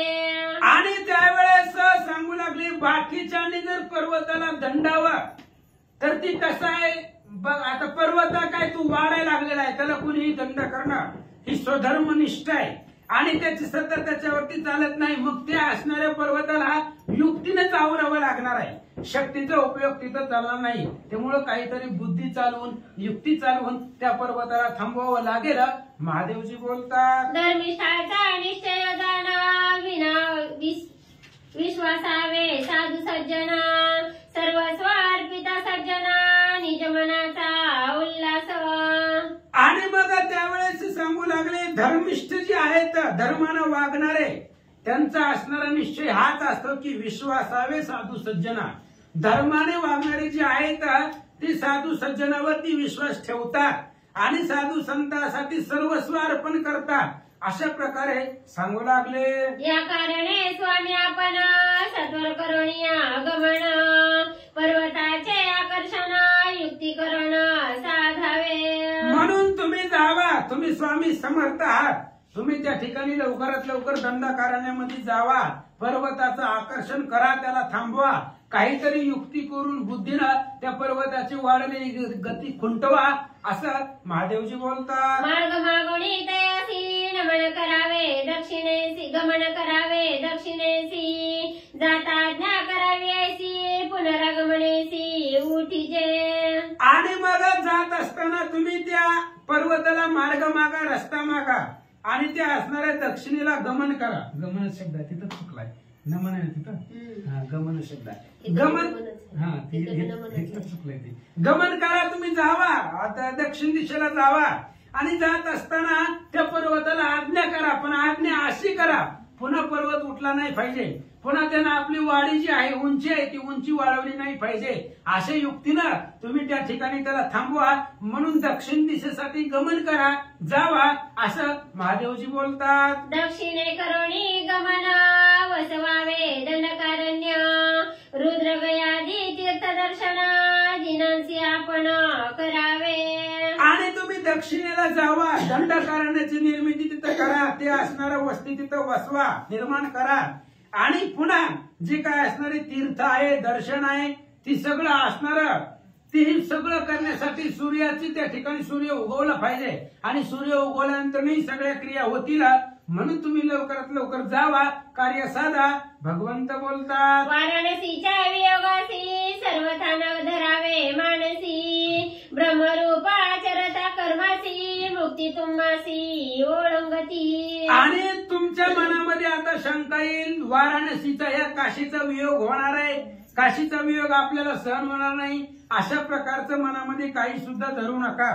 आणि तुम्ही जात असताना जे काही कर्म आहे, ती कर्म सगळं ब्रह्मरूप करा आणि ब्रह्मरूप कर्म केल्यानंतर ना तुमच्या पुढे मुक्ती ओळखतील, म्हणजे मुक्ती तुमच्या इथं राहतील कामाला, अशा पद्धतीने सांगू लागले. कोणते म्हणसी ब्रह्मरूप ते कैसे कर्म, मुक्तीचे ते कैसे वर्म, एक एक सुगम सांगेन. लगेच महादेवजी बोलतायत, जर तुम्हाला वाटलं तर ती ब्रह्म कोणतं आहे, ब्रह्मरूप कर्म कसं करायचं, मुक्तीचं वर्म काय आहे, असं जर तुम्हाला वाटलं तर सगळ्या सोप्यातलं सोपं सांगतो, ऐका. काम क्रोध सलोभता तेथे निशेषानातळ चित्ता, त्या नाव ब्रह्म शांतता जाण सर्वथा ऋषीवरा. आणि महादेवजी सांगू लागले, ऐका. काम क्रोध आणि लोभ हे असताना, ही जवळ असताना तिथं चिंता प्रवेशत नाही आणि यालाच ब्रह्मशांतता म्हणतात, म्हणजे मनामध्ये कुठल्याही प्रकारची चिंता, काम क्रोध लोभ असताना सुद्धा चिंता मनामध्ये निर्माण होत नाही, त्यालाच ब्रह्मशांतता म्हणायचं, असं बोलू लागले. काम क्रोध लोभ रहित सर्व काळी सर्वगत, अंतर्बाह्य सदोदित असे व्याप्त अनखाग. आणि मग त्या ठिकाणी सांगितलं, काम क्रोध लोभाच्या रहित राहायचं, काम सोडायचा, क्रोध सोडायचा, लोभ सोडायचा आणि सर्व काळी सदुदित अंतःकरणामध्ये शांतता ठेवायची. अंतर्बाह्य शांतता पाहिजे, आतही पाहिजे आणि बाहेरही पाहिजे. आणि अनखाग्र म्हणजे नखापासून डोक्याच्या केसापर्यंत अंगामध्ये समूळ शांतता पाहिजे. काम क्रोध लोभ यांना बाहेर काढायचं, यालाच ब्रह्म शांतता म्हणायचं, असं महादेवजी बोलतात. भेदोनी सप्त पाताळासी वैकुंठाधिक कैलासासी, रीतावकाश नाही जासी शांत ब्रह्म त्यासी पैमणती. आणि मग अंतःकरणामध्ये हृदयामध्ये शांती एवढी साठवायची, एवढी साठवायची, ही असणार सप्त पाताळ खाली आहेत, 21 स्वर्ग वरती आहेत, वैकुंठासहित कैलासासहित सर्व. या सगळ्याचा भेद करून ह्या सगळ्यापर्यंत पोचून अंतःकरणामध्ये दृढ शांती ठेवायची, त्यालाच ब्रह्म शांती असं म्हणायचं, महादेवजी बोलतात. भेदोनी सप्त पाताळासी वैकुंठाधिक कैलासासी, रीतावकाश नाही जासी शांत ब्रह्म त्यासी पैमणती. असं पांडुरंगाकर प्रथम नामा दुसऱ्या चरण संतांची त्यांच्या कृपाशीर्वादाने कथेचा विस्तार बाबाजी सद्गुरुदास तुका बसलेले सर्व श्रोते मंडळी साधू संतांना साष्टांगपणे पत्करून कथेचं सुरुवात आहे, कथेचं अनुसंधान की ब्रह्मशांतता याच्या विषयीची असणाऱ्या माहिती ग्रंथकर्ते गावबा काका सांगू लागलेले आहेत. आणि महादेवजी ही पटवून असणार अगस्त्य मुनीला सांगू लागलेले की बाबा ह्या सप्त पाताळाच्या ठिकाणी वैकुंठादी कैलासाच्या ठिकाणी गेला तरी त्याला कुठल्याही प्रकारचं असणारं काम क्रोध मत्सराने लिप्त होत नाही, त्याला ब्रह्मशांतता म्हणतात. म्हणले ते व्यापकी होवणी निमग्न चरता सकळ कर्मचरण सर्वथा न बाधी मानाभिमान कर्मबंधन तेथे सप्त पाताळाची किंवा स्वर्गात 14 भुवन आहे, ती कैलास आहे, वैकुंठ आहे, सर्वांच्या ठिकाणी व्यापून आहे, परिपूर्ण भरलेला आहे. पण कर्माचं आचरण करत असताना थोडाही अभिमान नाही.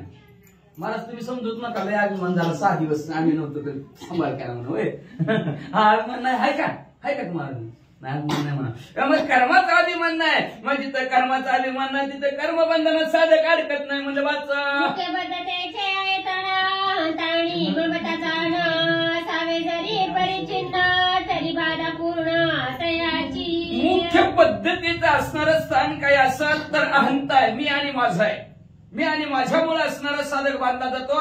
म्हणून असं मर्यादित जरी असला गेला, परिपूर्ण जरी कार्य करीत जरी असला तरी त्याला बाधा म्हणजे असणारे मी माझं सोडलं की तो बंधनात मोकळा होतो. जेथे परिचिन्नासी नाही ठाव तेथे अहम ममता समूळ व्हावं बद्धतेचा भाव विरमे पाहो मुक्ती. मग जिथं असणारा एकलाच मर्यादित आहे असं ज्याचं असणार अहंता गर्व मी माझं ज्याचं संपलं गेलं तिथं बद्धता राहू शकत नाही, मुक्त असणारं बांधण्यात राहू शकत नाही. मी आणि माझंच म्हणलं की बांधतं माणूस, बरं का लक्षात ठेवा. मी आणि माझं म्हणलं तर रडतं, बाकीचं अख्खं गाव मरतं, पण रडतंय का?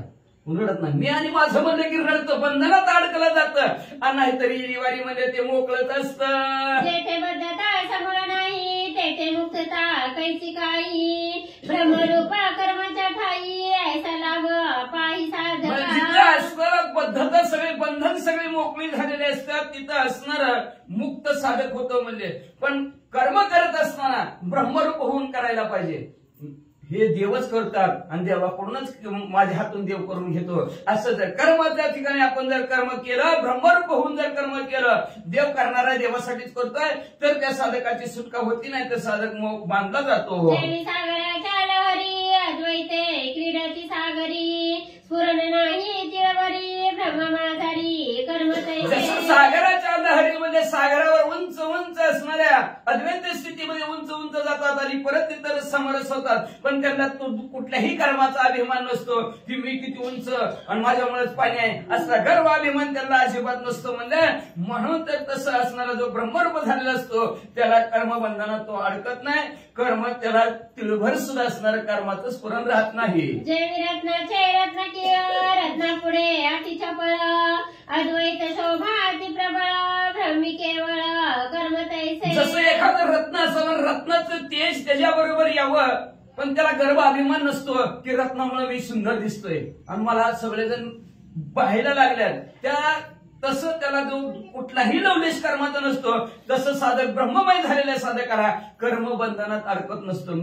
मी केलं माझ्यामुळे होतं हे ज्याचं ब्रह्मरूप अवस्था झाली त्याला कर्म मी केलं असं कधी म्हणत नाही. म्हणले येणे अनुसंधाने तत्वता सकळ कर्मी वर्तता स्फुरण नाही सर्वता ब्रह्मरूपता. या अनुसंधानावर जर साधकाने असणारे कर्म करत असताना कर्म मी आणि माझं सोडून जर कर्म केलं तर तो साधक सहज ब्रह्मरूप होतो. म्हणजे नाहीतर कर्माला कर्मामुळं अडकला जातो. मी करतो माझे मीच करतो म्हणलं की कर म्हणते ती आम्ही हा निवांत बसताव आहे का नाही वाचा. देहांची काशीचे ठाई जैवी उपदेशी लवलाही ते निष्ठेचे ठाई अनायासे नाही निज प्राप्ती. महादेवजी सांगू लागले देहाची अंती देह गेल्यानंतर काशीच्या ठिकाणी मी जाऊन उपदेश करतो. आपण ऐकलं काल जय सुरुवात होता महादेवजी स्वतः जातात आणि प्रेताच्या कानात जय श्रीराम म्हणतात आणि त्या प्रेताला बोलायला लावतात जय श्रीराम म्हण तुझा उद्धार होईल. मग असणारा प्रेताच्या अंती ह्याच्या अंती जर अशी जर अवस्था असेल तर त्या निष्ठेच्या जोरावर मी उपदेश केलेल्या निष्ठेच्या जोरावर अनायास साधकाला प्राप्ती होती. कशाची? मोक्षाची प्राप्ती होती. पण देह संपल्यानंतर काशी क्षेत्र एकदेशी ब्रह्म सर्वगता सर्वदेशी तू स्वयं तद्रूपच आहेसी संध्या मानसी न दिशा एकच दिशा की काशी का दोन काशी ती म्हणते की ही बार्शी म्हणजे दुसरी काशी, ती तिसरी काशी, पण काशी एकच आहे. मोक्ष देणारी महादेवजीची असणारी काशी. पंढरी रचली काशी त्रिशूलावरी आणि पंढरी सुदर्शन चक्रावरी असे असणारे वेगवेगळे नाव, एकच आहे काशी फक्त. पण स्वतः जर असणार ब्रह्म झालं तर ब्रह्मा सर्वगत आहे, सर्व देशात आहे. काशी फक्त काशीच्या ठिकाणी का बार्शीत बी आहे? आलं का बार्शीत मेल्यावर जाते का मोक्षात? बार्शीत भगवंताचं महात्म्य वेगळं आहे, पण दुसऱ्या ठिकाणी होतच नाही. काशीच्या ठिकाणी जसं मोक्ष आहे तसं म्हणजे जर आपण ब्रह्ममय झालो तर कुठेही पडलाव, कुठेही धागी संपलाव तरी साधक मोक्षाला जाणार. का तर स्वयंतच रूपात ना आपणच ब्रह्म, अहम ब्रह्मस्मी, मीच ब्रह्म, मीच देव आहे. मीच देव म्हणून जर कार्य केलं, काशीला जायचं आणि तिथंच मरायचं, विमानाने न्यायचं आणि रांग लावायची प्रेताची आणि ढिगाराच्या ढिगारानं आपला नंबर कवा लागतो. काय करायची गरज आहे का?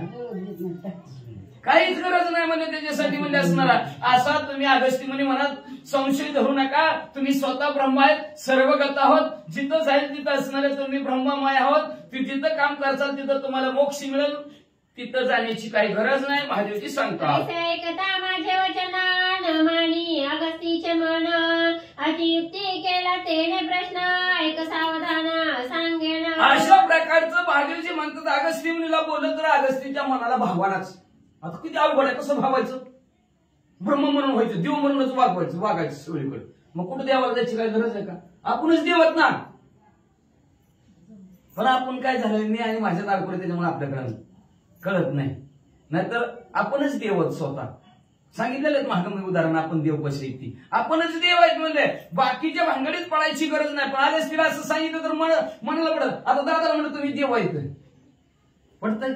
लोकांना बी पटणार नाही, दादाला बी पटणार नाही. माहिती नाही, ते असं ब्रह्ममय अवस्था झालेली नसते ना. त्याच्यामुळे नंतर आपण एका का म्हणतो काय देव माणूस आहे म्हणतो का ना आपण, का म्हणतो? त्याच्यातला देव दिसलेला असतो आपल्याला. आपली बुद्धी देव पाहण्याची झालेली असती आणि तो देवासारखं आचरण करतो म्हणून आपल्याला तसं वाटतं. पण बाकीचं असणारं मानत नाहीत लोक.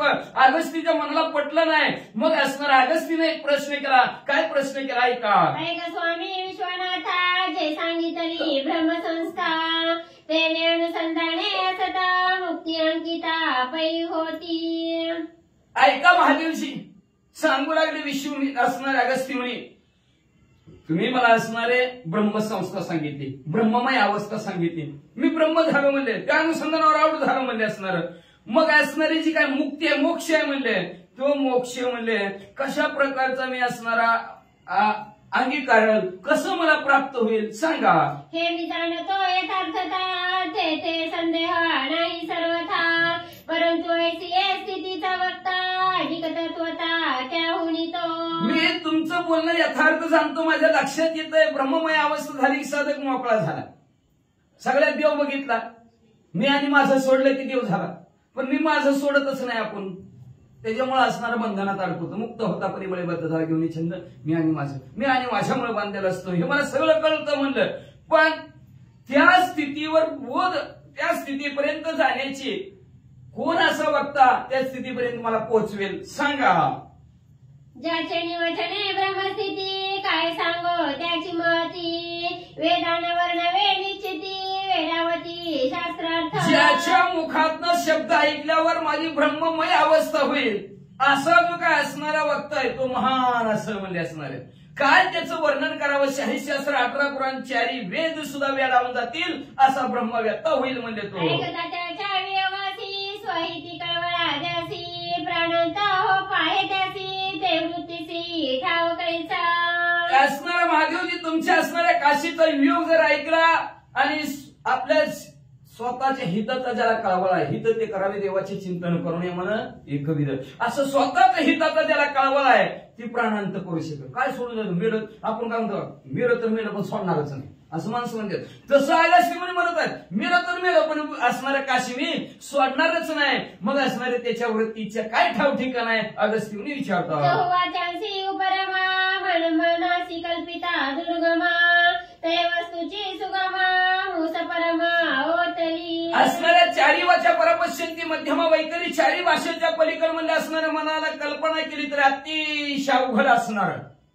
जी वस्तू आहे म्हणजेच ब्रह्म आहे, ती ब्रह्माची असणारी जी काय सुंदर असणारं ब्रह्म आहे, पण ती ब्रह्म असणारं जी मूस आहे, आपण जसं मूस वाकावी तसं अंगाच्या ठिकाणी ब्रह्ममय अवस्था कशी निर्माण होईल बाबा? जे असे सर्वदा गोचर ते असता इंद्रिय गोचर सांडून जाया तो पामर संसार पार केवी पावे. जो अगोचर आहे दिसतच नाही,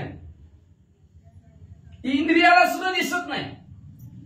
कुठं कुठं इंद्रियाला दिसतो, कुठं कुठं इंद्रियाला दिसत नाही म्हणजे असणार. सर्वदा गोचर दिसत नाही, परत म्हणतात इंद्रियाला गोचर, इंद्रियाला दिसतो.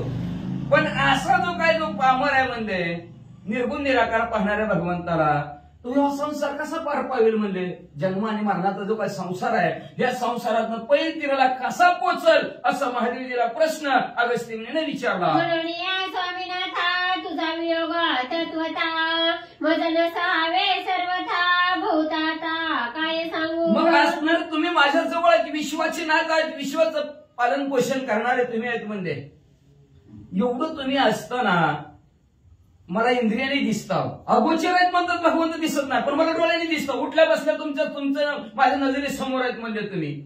मग अशा माणसाला सोडून विश्वनाथाला सोडून कसं मी संसार पार पावेल? ह्या बहुरूपी सागरातून पैतीराला मी कसं पोचेल? म्हणजे त्याच्यासाठी मी तुम्हाला सोडू शकत नाही, मला माझ्या मनाला भावत नाही असं अगस्त्य मुनी म्हणू लागले. त्या उपरी विनविता क्षोभ स्वामीची या चित्ता येईल पहिल्या करिता युक्ती सर्वथा असं याच्या पलीकडे अगस्त्य मुनी म्हणू लागले, मी स्वामीवर या महादेवजी तुम्हाला सर्वांची विनंती करत बसलं. नको मला नको जायचं, नाही जाणार मी, नाही जाणार, कुणालाही पाठवा माझ्या जागेवरचं. बघा तुमच्या पाया पडतं, तुम्हाला हात जोडतं, पण माझ्या जागेवरचं कुणालाही पाठवा. लय बरं वाटत नाही म्हणजे मला आज. म्हणजे असं म्हणलं माणसं.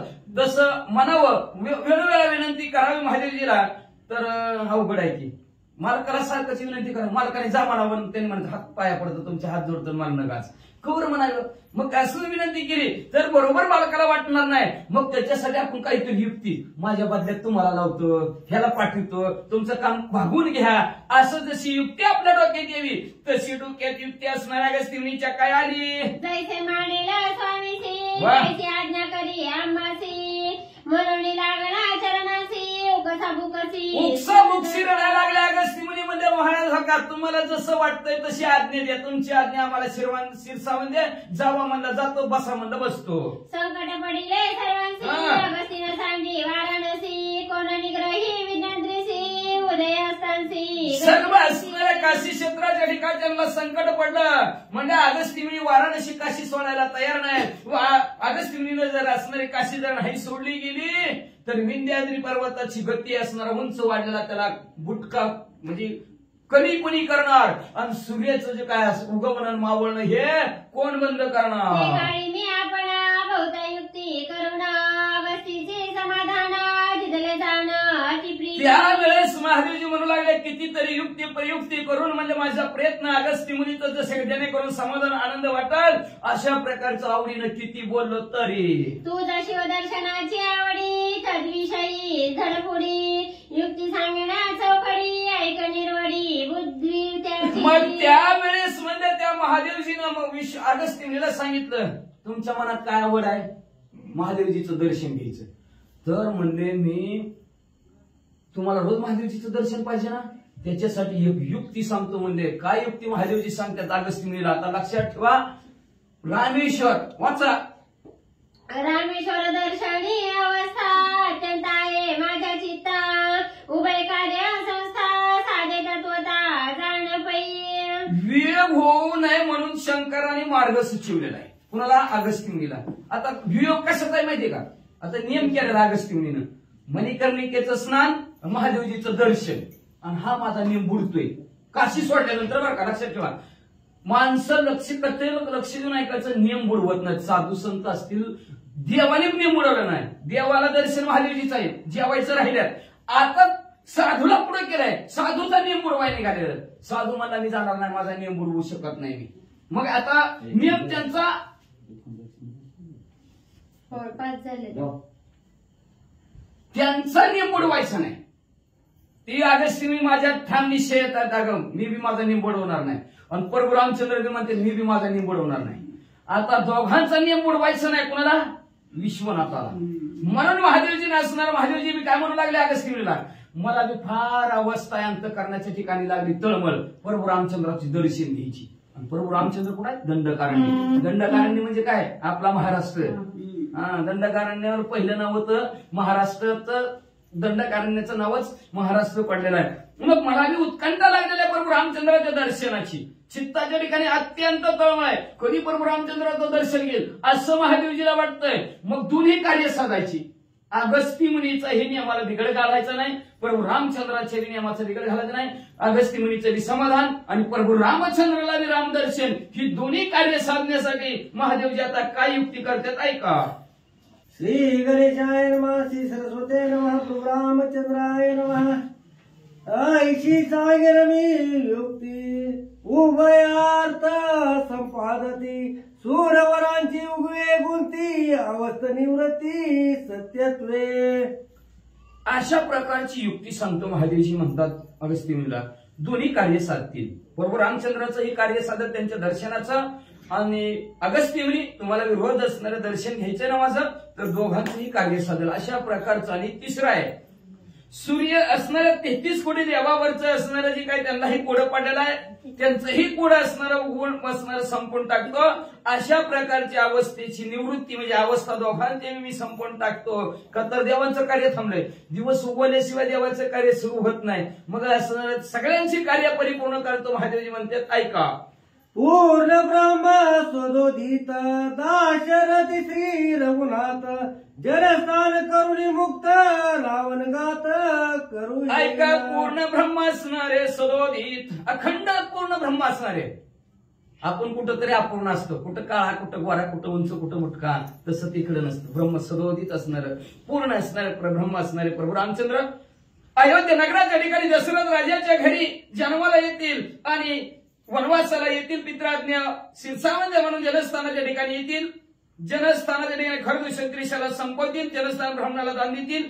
तिथून राजा रावणाला संपवण्यासाठी पुढे येतील. त्रिशिराणी खर दूषण याशी करोनी निर्दळन, दक्षिणे येऊनी रघुनंदन समुद्र पालन पर्वत. खरदूषण त्रिशिराला प्रभू रामचंद्र संपवतील. दक्षिण बाजूला येतील पर्वताच्या 400 कोसाच्या पर्वतावर असणाऱ्या पाषाण पुरवंतील. निशाच्या करोनी घात लंकेशाचा निपात, सूरवराची बुद्धिमुक्त क्षणे रघुनाथ करी. अनेक राक्षसाला प्रभू रामचंद्र संपवतील. राजा रावणाला संपवतील. 33 कोटी देवाची बांधावडी संपवून टाकतील. आणि पुढे प्रभू रामचंद्र काय करतील?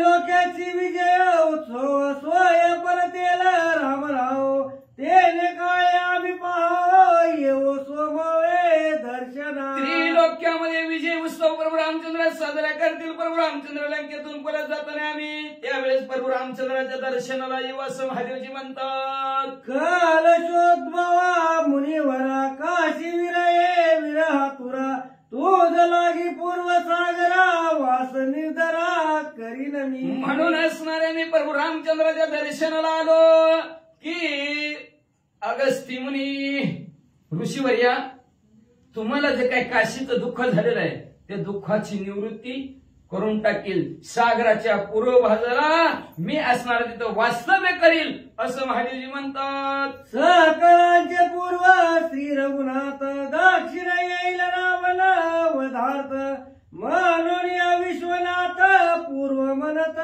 ती दिशे. सगळ्यांचे असणारा पूर्व प्रभू रामचंद्र ह्या दक्षिण बाजूला राजा रावणाचा वध करण्यासाठी प्रभू रामचंद्र आधी येतील आणि मग महादेवजी येतील. म्हणून तिथलं नाव काय? राम ईश्वर. ईश्वर म्हणजेच महादेवजी आहेत. आधी रामाचं नाव येईल आणि मग महादेवजीचं नाव येईल. श्रीराम दर्शनाचे मिशे मेरती दिशे, तू आजावे सावकाशे चिंता मानसी. प्रभू रामचंद्राचं दर्शन घ्यायचं हे निमित्ताने मी दक्षिण दिशेला येईल म्हणून तुम्ही सावकाश अगस्त्य मुनी जावा. काळजी करू नका, घाबरूच नका, चित्ताच्या ठिकाणी चिंता करू नका, मी नक्की नक्की येईन. श्रीराम वाचून पायी माझा प्रिय नाही, तुझ सांगेन मी तेही सावध पद पायी पर्येस प्रभू रामचंद्र वाचून मला दुसरं काही आवडतच नाही. का आवडत नाही त्याच्या विषयीची माहिती लक्ष देऊन अगस्ती मुनी ऐका महादेवजी सांगतात. राम नाम युग्म अक्षर वाचसी येता एक वार सर्वाशी अमृताचा पूर वेग उत्तरात चालिला. महादेवजी म्हणू लागले काय सांगायचं अगस्ती ऋषी तुम्हाला म्हणले अहो राम नाम हे असणारे दोनच अक्षर आहेत ही अक्षर एकदाच वाचत न निघलं की अख्ख्या शरीरातून म्हणजे अमृताचा पाजर फुटला जातो. असा अमृतापेक्षा गोड अशी प्रभू रामचंद्राची अक्षर राम आहेत. त्या अमृताचे नित्य जे देख कर पुरी गेले वेळ विख पलग झाले निर्विक कळंकार देख बाधीना. ऐका ऐका ऐका महादेवजी सांगू लागले काय म्हणतात ऐका. अगस्ती म्हणे अहो समुद्राचं मंथन चालू केलं त्याच्यात असणार 14 रत्न निघलं. 14 रत्नापैकी एक विष निघलं. विष निघल्यावरती म्हणलं असणार हळहळ हळहळ सगळ्या जगती तळाला जाळीत निघलेलं होतं. आणि महादेवशी म्हणले मी असणार ते प्राशन केलं. मुखामध्ये राम राम राम राम होतं आणि त्या रामामुळं म्हणजे रामनामामुळं ती विष सुद्धा मला अमृत वाटलं. माझा कंठ निळ झाला म्हणून मला तेव्हापासून निळकंठ म्हणतात. आणि ती जी काय असणारे विषारी विख असणारे अतिशय विषारी असणारे साप आहेत म्हणजे ती सारखं विषयाची गळप साप वाट टाकणारे पण ते सुद्धा रामनामामुळं निर्विषेक असणारे विष झाले. म्हणजे विष त्यांचं संपलं आणि माझा अलंकार म्हणून माझ्या गळ्यात बसले. एवढं महत्व रामनामाचं आहे. अल्प पलंगाची गरळ त्याहून विशेष हळहळ समुद्र मंथनी तत्काळ उठले जगती ती नागाचं विषय म्हणजे थोडा आहे म्हणजे पण त्याहून विशेष असं हळहळ समुद्र मंथन करताना निघलं होतं. जगती चालत जाळत निघालं होतं. सकळ सूरघन यक्ष किन्नर सिद्ध चारण ऋषी आदी दिल जल भूमंडळ झालं जाळी. अहो कुणाला सोडत नव्हतं म्हणजे गणगंधर्व यक्ष किन्नर ऋषीवर्य अख्खी पृथ्वी जगती तळ निघा निसतं जाळत चाललं होतं. तेरे काळे म्या आपण श्रीराम नामाच्या बळे जाण न लागता दक्षला कंठी वाहत निघालं होतं सगळ्यांना जाळीत. आणि मी म्हणजे रामनामाच्या ताकदीच्या जोरावर ते असणारा लोंढाचा आलेला विषयाचा कंठाच्या ठिकाणी धरला. राम राम राम राम म्हणलो. अल्प त्याची बाधा नाही त्याहून अपूर्वानिक काही प्रळयानं तळे गेलाई प्रतापे पाही रामाचा अल्प थोडी सुद्धा बाधा त्या विषयाची मला असणारे झाले नाही. फक्त कंठ निळा झाला रामनामामुळे तेवढंच झालं म्हणजे दुसरं काही सुद्धा मला झालं नाही म्हणले. आणि असं अपूर्व असणार अर्धक्षण सुद्धा लागलं नाही. अपूर्व असणार प्रळय नळ त्या नळाला सुद्धा गिळून रामनामाच्या जोरावर टाकलं म्हणतात महादेवजी. प्रळय काळी प्रळया नळ उठता जाळी जगती तळ ती तुकाई प्रशांता सकळ मजा प्रळय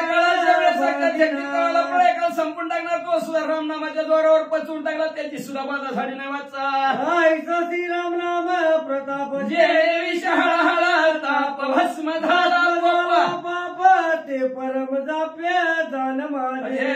मग म्हणले अशी काय प्रळय काळ असेल किंवा हळहळ असेल विष असेल भस्म आपोआप असणारे त्याची राग झाली कशाच्या दरावर रामनामाच्या दरावर. आणि ते रामनामाच्या असणार सारखं मुखात आहे म्हणलंय. जप श्रीराम पूर्ण मनी रामाचे निज निशिमा निशिम इंद्रिया चरण रघुनंदन निज सेवा हाताने टाळी मुखाने राम आवडीने बोला जय श्रीराम. अशा प्रकारचं माझं असणार पूर्ण काम मनाने सुद्धा ध्यान प्रभू रामचंद्राचं. मूर्तिमंत रघुनंदन भूमंडळी अवतरायला याचे घ्यावया दर्शन अवश्य झालं येईल. ध्यान करतो अशा प्रभू रामचंद्र मूर्तिमंत सर्व अवयवासहित पृथ्वी तलावर अवतरित होतील. आणि प्रभू रामचंद्र अवतरित झाले की त्यांच्या दर्शनासाठी अगस्ती ऋषी मी तिकडे येणार आहे. जावा घेतो श्रीराम दर्शन भूमी मारवता जीवन या लागे मी आपला येईन जाणं भेटीची. अहो प्रभू रामचंद्राचं जर दर्शन घेतलं नाही तर माझं म्हणजे असणारा खायला कारण भुईला बहार आहे म्हणते. म्हणून मला आधी प्रभू रामचंद्राचं दर्शन आणि मग बाकीचं म्हणजे असणार. म्हणून मी प्रभू रामचंद्राच्या दर्शनासाठी नक्की येतो बघा अगस्ती ऋषी. तू मामा दर्शन तेरे काय होईल वा वा वा. सकळ भाग्याचे मंडन अर्थ निरसन श्रीरामे. अहो त्या निमित्ताने तुमचं आणि आमचं रोज दर्शन होईल बरं का अगस्ती ऋषी. म्हणून तुम्ही काळजी करू नका. तुमचं भाग्य थोर, माझं बी भाग्य थोर. म्हणजे सर्व दुःखाचे संकट, जी काय दुःखरूपी संकट आले वियोगाचं तुमच्यावर, ती नाहीच होईल. काळजी करू नका, बिंदास्त जावा. स्थान जाण तुम्ही वसवावे आपण देव कार्य संपदन पर्वत रोदन. तुम्ही पुढे जावा म्हणजे असणार जी काय पर्वत वाढलेला त्या पर्वताला थांबवा आणि जनस्थानाच्या ठिकाणी वस्ती करायला सुरुवात करा. अगस्तीची पाठविले दक्षिणेची निद्रोहरी पर्वताशी जनस्थानाशी वसविले. असं आश्वासन महादेवजीने दिलं, मी नक्की तिकडे येईल. आणि ते लोभाने अगस्ती मुनी इकडे दंडकारण्याच्या ठिकाणी आले, पर्वताची उंची खाली केली आणि जनस्थानाची स्थापना केली. ऐसे सांगता बहुता रीती वियोग नसावे ऋषी प्रती कोले काळी रघुपती वना प्रती येईल. एवढं सांगितलं तरी अगस्ती मुनीच्या मनाला भावनाच. काय करावं म्हणले, नको बाबा काय बी करा पण मला नका काशी सोडायची. दुसरीकडे नको हितच मरत पण दुसरीकडे नको. कोणती माणसं आहे ती बघा मुक्ती म्हणलं की दुसरीकडे नको हितच असं सांगितलं तरी ऐकायला तयारच नाही. पुन्हा विचारलं कवा येतील प्रभू रामचंद्र वनवासाला. कधी होईल ते तू बंधन काही मारेल तो रावण काही सुटती सुरगला रघुनंदन भेटेल. बंधनाचं काम होईल, कधी राजा रावण मरेल, कधी देवतांची सुटका होईल, कधी प्रभू रामचंद्र भेटतील. दारुण न करी दक्षिणे गमन ते काय मागू ते ना त्याची आश्वासन. अशा प्रकारची असणार अवस्था अगस्ती मुनीची झाली. म्हणजे सांगा की कवा यायचो मग आपण म्हणत ना कवा यायचं बरोबर रामचंद्र, कवा वनवास करायचे, कवा भेटायचे. आपण जसं असं बोलावं करून अवस्थेत तसं बोलले तरी पुन्हा असणार काय सोडायला तयार नाही. पुन्हा महादेवजीनं आश्वासन दिलं, घोड्यावर बसेल. आता कुठल्या घोड्यावर बसेल ऐका. न करीत रावण वदासी पाहिजे रामदर्शनासी मी येईन निश्चयाशी म्हणून त्याशी भाक दिदली. शपथ घेऊन सांगितलं महादेवजीने. हो का अगस्ती मुनी तुम्हाला शपथ घेऊन सांगतो, राजा रावण मरायच्या आधी, देवांची सुटका व्हायच्या आधी तुम्हाला दर्शन दिलं म्हणजे वासना. आता तरी जाता का नाही. येण्याची कार्य तत्वता तू न सुटती सर्वता उत्तरोत्तर सूर्य कार्यता असे स्वस्थता तुझे हाते. या कार्यामुळं सगळ्यांची सुटका होणार आहे बाबा. म्हणून देवांचं कार्य सुद्धा व्यवस्थित होईल म्हणले. का असं तुम्ही काय असणार तुमची अवस्था करून घ्यायला लागला म्हणजे सगळ्याला सुखी तुम्हाला बघायचंय ना का उगच होईल कल्पजो भावी तुझ तेत व्यास पदवी आलयासे निज स्वभावी निज गौरवी होईल. पुढील आयुष्यात तुमच्यामध्ये भावी तुमचं भविष्य चांगलं होईल म्हणजे तुम्हाला व्यास महाराजासारखी पदवी प्राप्त होईल म्हणजे सगळेजण तुमचा गौरव करतील म्हणजे वाचा. आईचे सांतवनी तयासी पाठविले दक्षिणेची निरोधनी पर्वतासी सत्कर्मासी निर्मुक्त. मग अशा प्रकारचा आश्वासन महादेवजीनं दिलं आणि दिल्याबरोबर म्हणजे असणार हे पर्वताची उंची कमी करा, वाढलेला पर्वत आणि सगळे असणार सत्य कर्म मोकळं करा. वाईट कर्म चाललंय ना सगळ्याचं. आता जरा जरा काम व्यवस्थित करावं अशा प्रकारचं काम करा महादेवजीने सांगितलं. हे कार्य साधले ते गौण पुणे कृत्य दारुण येऊन या रघुनंदना दशनाला निवटी. तुम्ही जर ते कार्य जर साधन जनस्थान असणार निर्माण करायचं, पर्वताची उंची कमी करायची, तर हे कार्य तुमच्यासाठी फार कमी आहे म्हणले. पण पुढे मोठं कार्य आहे म्हणले. राजा रावणाला संपवण्यासाठी प्रभू रामचंद्र येतील. आईचा केला इत्यर्थ तो पळाशी आला सिद्धार्थ राम येऊन दक्षिणे आता केली निर्मुक्त जन. अशा प्रकारचं सांगितलेलं महादेवजीनं खरं झालं. जनस्थानाच्या ठिकाणी प्रभू रामचंद्राला जनस्थान मोकळं केलं, ब्राह्मणाला दान दिलं. मी उठून राक्षस गण द्विजा दिले जनस्थान संपविले सेतू बंधला आता दशनाला निवटेल. आणि अशा प्रकारचं प्रभू रामचंद्र राक्षसांना संपून सेतू बांधून राजा रावणाला संपवून अशा प्रकारचं कार्य प्रभू रामचंद्राने केलेलं आहे. श्री गणेशाय नमः. प्रभू रामचंद्र भगवान की जय. पवन सुत हनुमान की जय. निवटून राक्षस गण द्विजा दिले जनस्थान संपविले सेतू बंधन आता दशानन निवटेल. महादेवजी सांगत आहेत. कुणाला सांगत आहेत? हनुमंतरायाला सांगत आहेत. मी पहिलं एकदा जायचं म्हणलं होतं पण अजून जायची वेळ आली नाही. कुणासाठी जाणार होतो? अगस्त्य मुनीच्या भेटीसाठी जाणार होतो. सांगत आहेत हनुमंतरायाला म्हणजे आता राजा प्रभू रामचंद्राने राक्षस संपवलेले जनस्थान जिंकलेला ब्राह्मणाला दान दिलेला आहे. सेतू बंधनाचं काम सुद्धा संपवलेलं आहे. राजा रावणाला सुद्धा संपवलेलं आहे. या कारणे पर्याय श्रीलिंग रूपे राम दर्शनासी मीची येतो श्रीरामापासी ऐसे हनुमंतासी. याच्यासाठी म्हणजे ऐका हनुमंतराय मी स्वतः प्रभू रामचंद्राच्या दर्शनासाठी येतोय. हनुमंतरायाला महादेवजीने सांगितलं. मूळ कथा इथून सुरू झाली. वाचा. येणे रूपे भेटीसी सांडोनी येता वाराणसी आकांत होईल सकळाची कोणी नगरीसी न. मग मी म्हणजे लिंग रूपाने तिथं येतो. हाय तसं एका हातात त्रिशूळ दुसऱ्या हातात डमरू आणि गज चर्म व्याघ्रांबर. बर का असं जर आलो आणि पुन्हा भस्मवटी रुंडमाळा हाती त्रिशूळ त्रिज्वाळा आणि भूत व्याकळ नाचतीन हर्षयुक्त उमापती असं जर मी निघालो गावातनं काशीतनं इकडं जनस्थानाच्या ठिकाणी यायला गावात लोक काय म्हणतील म्हणजे काशीत कोणी बी राहायचं नाही सगळेच माझ्या भागे येतील. ऐसे शंकराचे वचन ऐकता वायुनंदन सुखे झाला सुखे खगन आनंद पूर्ण उथ. लिंगाच्या रूपात मी प्रभू रामचंद्राच्या दर्शनासाठी येतो म्हणल्याबरोबर महादेवजीनं प्रभू रामचंद्राने हनुमंतराने ऐकल्याबरोबर हनुमंतराला अतिशय आनंद झाला. आनंदाच्या भरात लागून या शिवचरणा विनवितो झाला जाना शीघ्र द्यावे आज्ञापना श्रीराम दर्शनाला. लगेच महादेवजी उठले. प्रभू राम महादेवजीच्या पाया पडले आणि पाया पडून विनंती करू लागले. बरं तुम्हाला जावा यायचं तवा या मी जातो पुढं.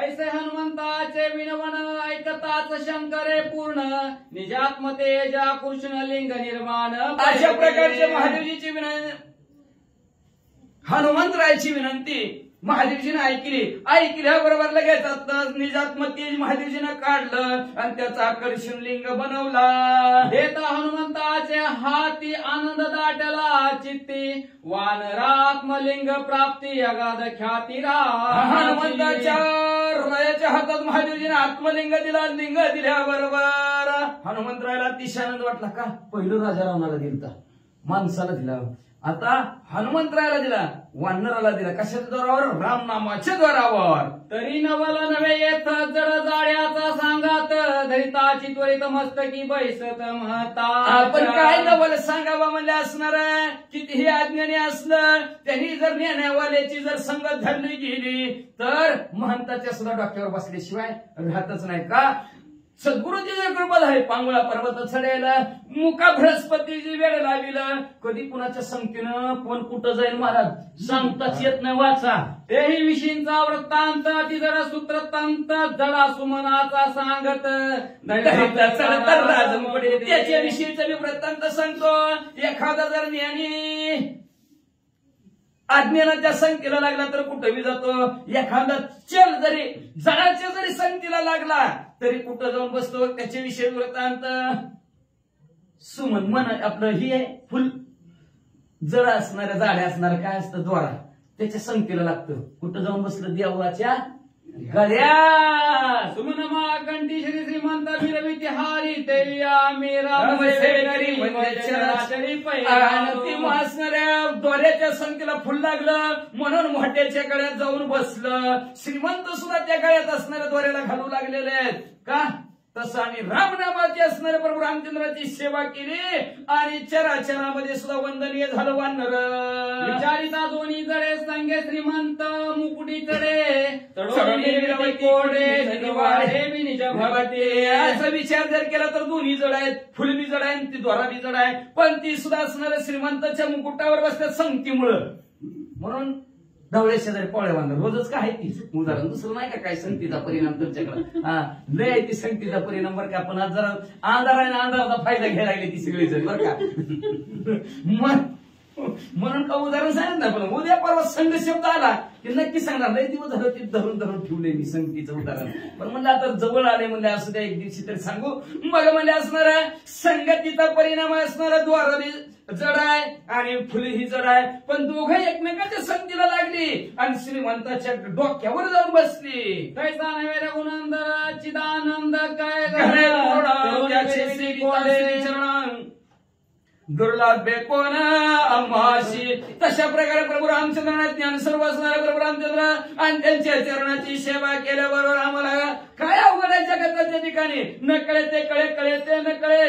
सद्गुरू वाचली काय वाचा. श्रीराम भजने तत्वता स्वय मानोनी कृतार्थ लिंगी घेऊन होय निघता श्रीराम दर्शना लागली. अशा प्रकारे प्रभू रामचंद्राच्या भजनामध्ये ताकद आहे आणि भजन केल्यामुळे आपलं आपण कृतकार्यार्थ कृतार्थ आपलं जीवनाचं झालं असं हनुमंतराने मानलं. हातात लिंग घेताना प्रभू रामचंद्राच्या दर्शनाला महादेवजी निघाले.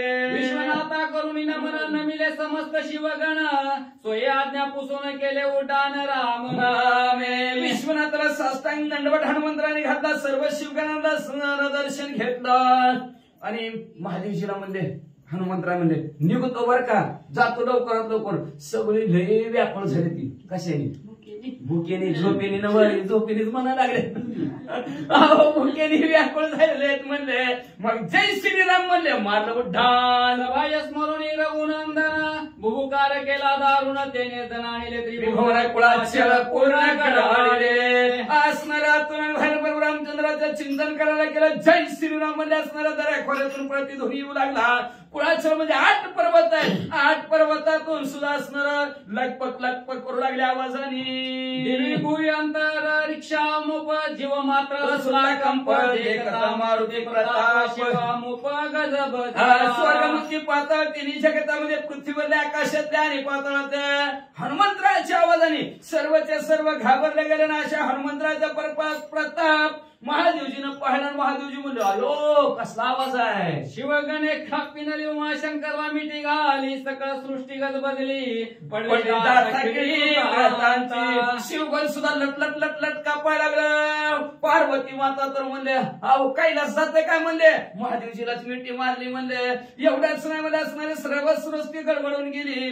कृतांताची तर दात खेळीत बसली काळाची. उड्डाण समय हनुमान वीर देखील अतिशय उग्र नेत्र जैसे खड्यांगार माता पुछाग्रवाही. असणारा उड्डाण हनुमंतराव मारणार तेवढ्यात असणारे ग्रंथ करते म्हणतात अतिशय उग्र दिसलं खडरंगार.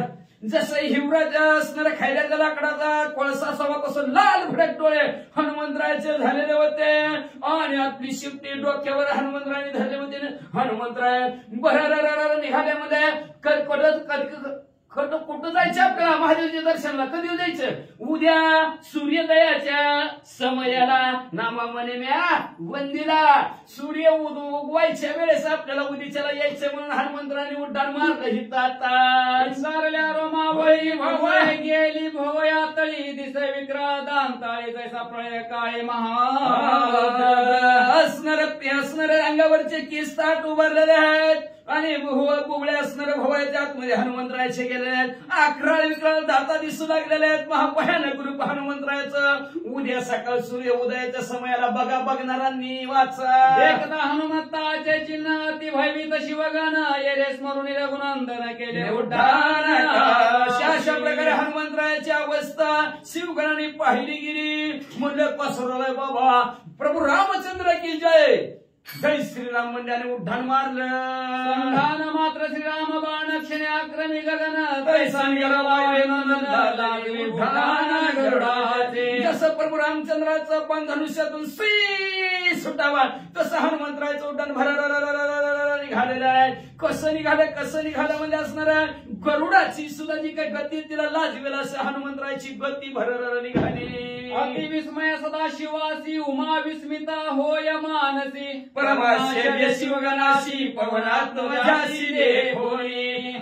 महादेवजीनं स्वभाव हनुमंतरायच्या उड्डाणाकडे बघितलं. महादेवजीला आश्चर्य वाटलं. पार्वती माता तर म्हणू लागल्या कसला है रे बाबा म्हणले किती वेगाने चालाय दमन धीरच नाही म्हणले. उदी किती वाजतंय उदीच्याला मावळ आहे म्हणजे आता तर म्हणले कुठं किती वाजले 9:30 वाजले का म्हणजे कुठं आता तर 9:30 वाजलेत म्हणले. सर्व असणाऱ्या आकाश मार्गाने निघालेल्या शिवगणाला आश्चर्य वाटलं. पार्वती मातेला आश्चर्य वाटलं. काय हनुमंतराय आहेत म्हणले.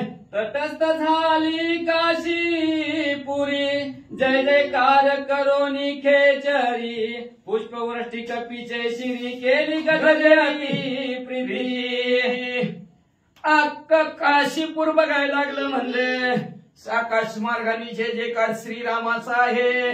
सर्वांनी बघितलं गेलं आणि सगळ्यांनी हनुमंतरायावर फुलांचा वर्षाव केला आणि मोठ्याने प्रभू रामचंद्र भगवान की जय पवन सुत हनुमान की जय असं सर्वांनी जय जयकार मोठ्याने केला. महाराज स्वर्गी वंदिता सुरगण जनार्दन शरण आत्मलिंग सोयानुनी हनुमंते नमिला रघुनंदन श्रोते अवधान दे. 160 स्वर्गी वंदिती सुरगण स्वर्गी वंदिती सुरगण श्रीराम भक्ताची आगमन चरित्र गेले पावन ख्याती गहन त्रिलोकी. स्वर्गाच्या ठिकाणच्या देवाने मी बघितलं. कोण चाललंय म्हणजे प्रभू रामचंद्राचा भक्त आहे. सकळ भक्तांचे भूषण सर्व भक्तांचे भूषण असणार. शूर आणि धीर स्वामी काजी तू सादर. स्वामी काजी मध्ये सादर असणारा शूर असणारा वीर असणारा सकळ भक्तांचे भूषण असणारा असे हनुमंतरात चाललेले आहेत. आणि त्यांचं असणारं चरित्र पावन आणि पवित्र स्वर्गमूर्ती पातळात असणार गहन असणारं असं चरित्र हनुमंतरात चाललेले आहेत. देवानी बघितलं फुलांचा वर्षाव हनुमंतरायावर केला. एका जनार्दन शरण आत्मलिंग हनुमंतन मिला रघुनंदन श्रोते अवधान देत सोये. बघा असं म्हणजे शांती ब्रह्म एकनाथ महाराज आपल्या सद्गुरु जनार्दन स्वामीला शरण गेल्यानं वेगा बघा आपल्या सद्गुरु शांती ब्रह्म एकनाथ महाराजाला शरण गेलेले आहेत. आणि हनुमंतराने हातात आपल्या आणलेला आत्मलिंग प्रभू रामचंद्राच्या समोर ठेवलेला आहे. प्रभू रामचंद्राला साष्टांग दंडवत घातलेला आहे. आता प्रभू रामचंद्र त्या लिंगाची कशी स्थापना करतील मग कसं जीवतील कसं आपला नियम परिपूर्ण करतील.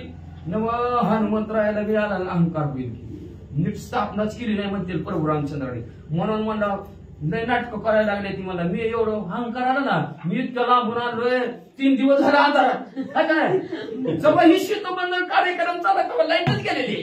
3 दिवस झाला अंधारात मध्ये त्या महादेवजीला विनंती करतोय चला तिकडं भुकेने व्याकुळ झालाय. कसं बस तरी आणलं आणि ही तर प्रभू रामचंद्र नाटकं करायला लागलेत काय. म्हणता उचलून माघारीच निघतो साडी काट मारणार शिफ्टीची आणि जबाब ही उचलायला लागणार. लिंग स्थापन केलेलं प्रभू रामचंद्र काय हलतं एकदा स्थापन केलं प्रभू राम शिफ्टीचं 2 तुकडं होते हनुमंतराय. बसतं बोंबलत रडत अहंकार भल्या सोडत नाही. अतिशय सुंदर गोड कथा पुढच्या त्याच्या ठिकाणी ऐका. आत्मलिंग प्रभू रामचंद्र हातात दिलेला आहे. आता त्या आत्मलिंगाची प्रभू रामचंद्र स्थापना करणार आणि त्या लिंगाला रामेश्वर नाव ठेवणार. आधी राम पुन्हा ईश्वर म्हणून रामेश्वर नाव कसं पडणार उद्याचा व्याध अजून शिल्लक राहिलाय. उद्याच्याला लाईट आली म्हणजे बरं होईल बघा मला. स्वस्ती श्री भावात रामायण युद्ध कांडे काकार टिकी आत्मलिंगाय नाम पंच सप्तो श्री कृष्णार्पणमस्तु. शिवं भवन्तु पुण्यदेवताः देव पंढरीनाथ भगवान की जय. जय राज प्रभु रामचंद्र भगवान की जय. पवन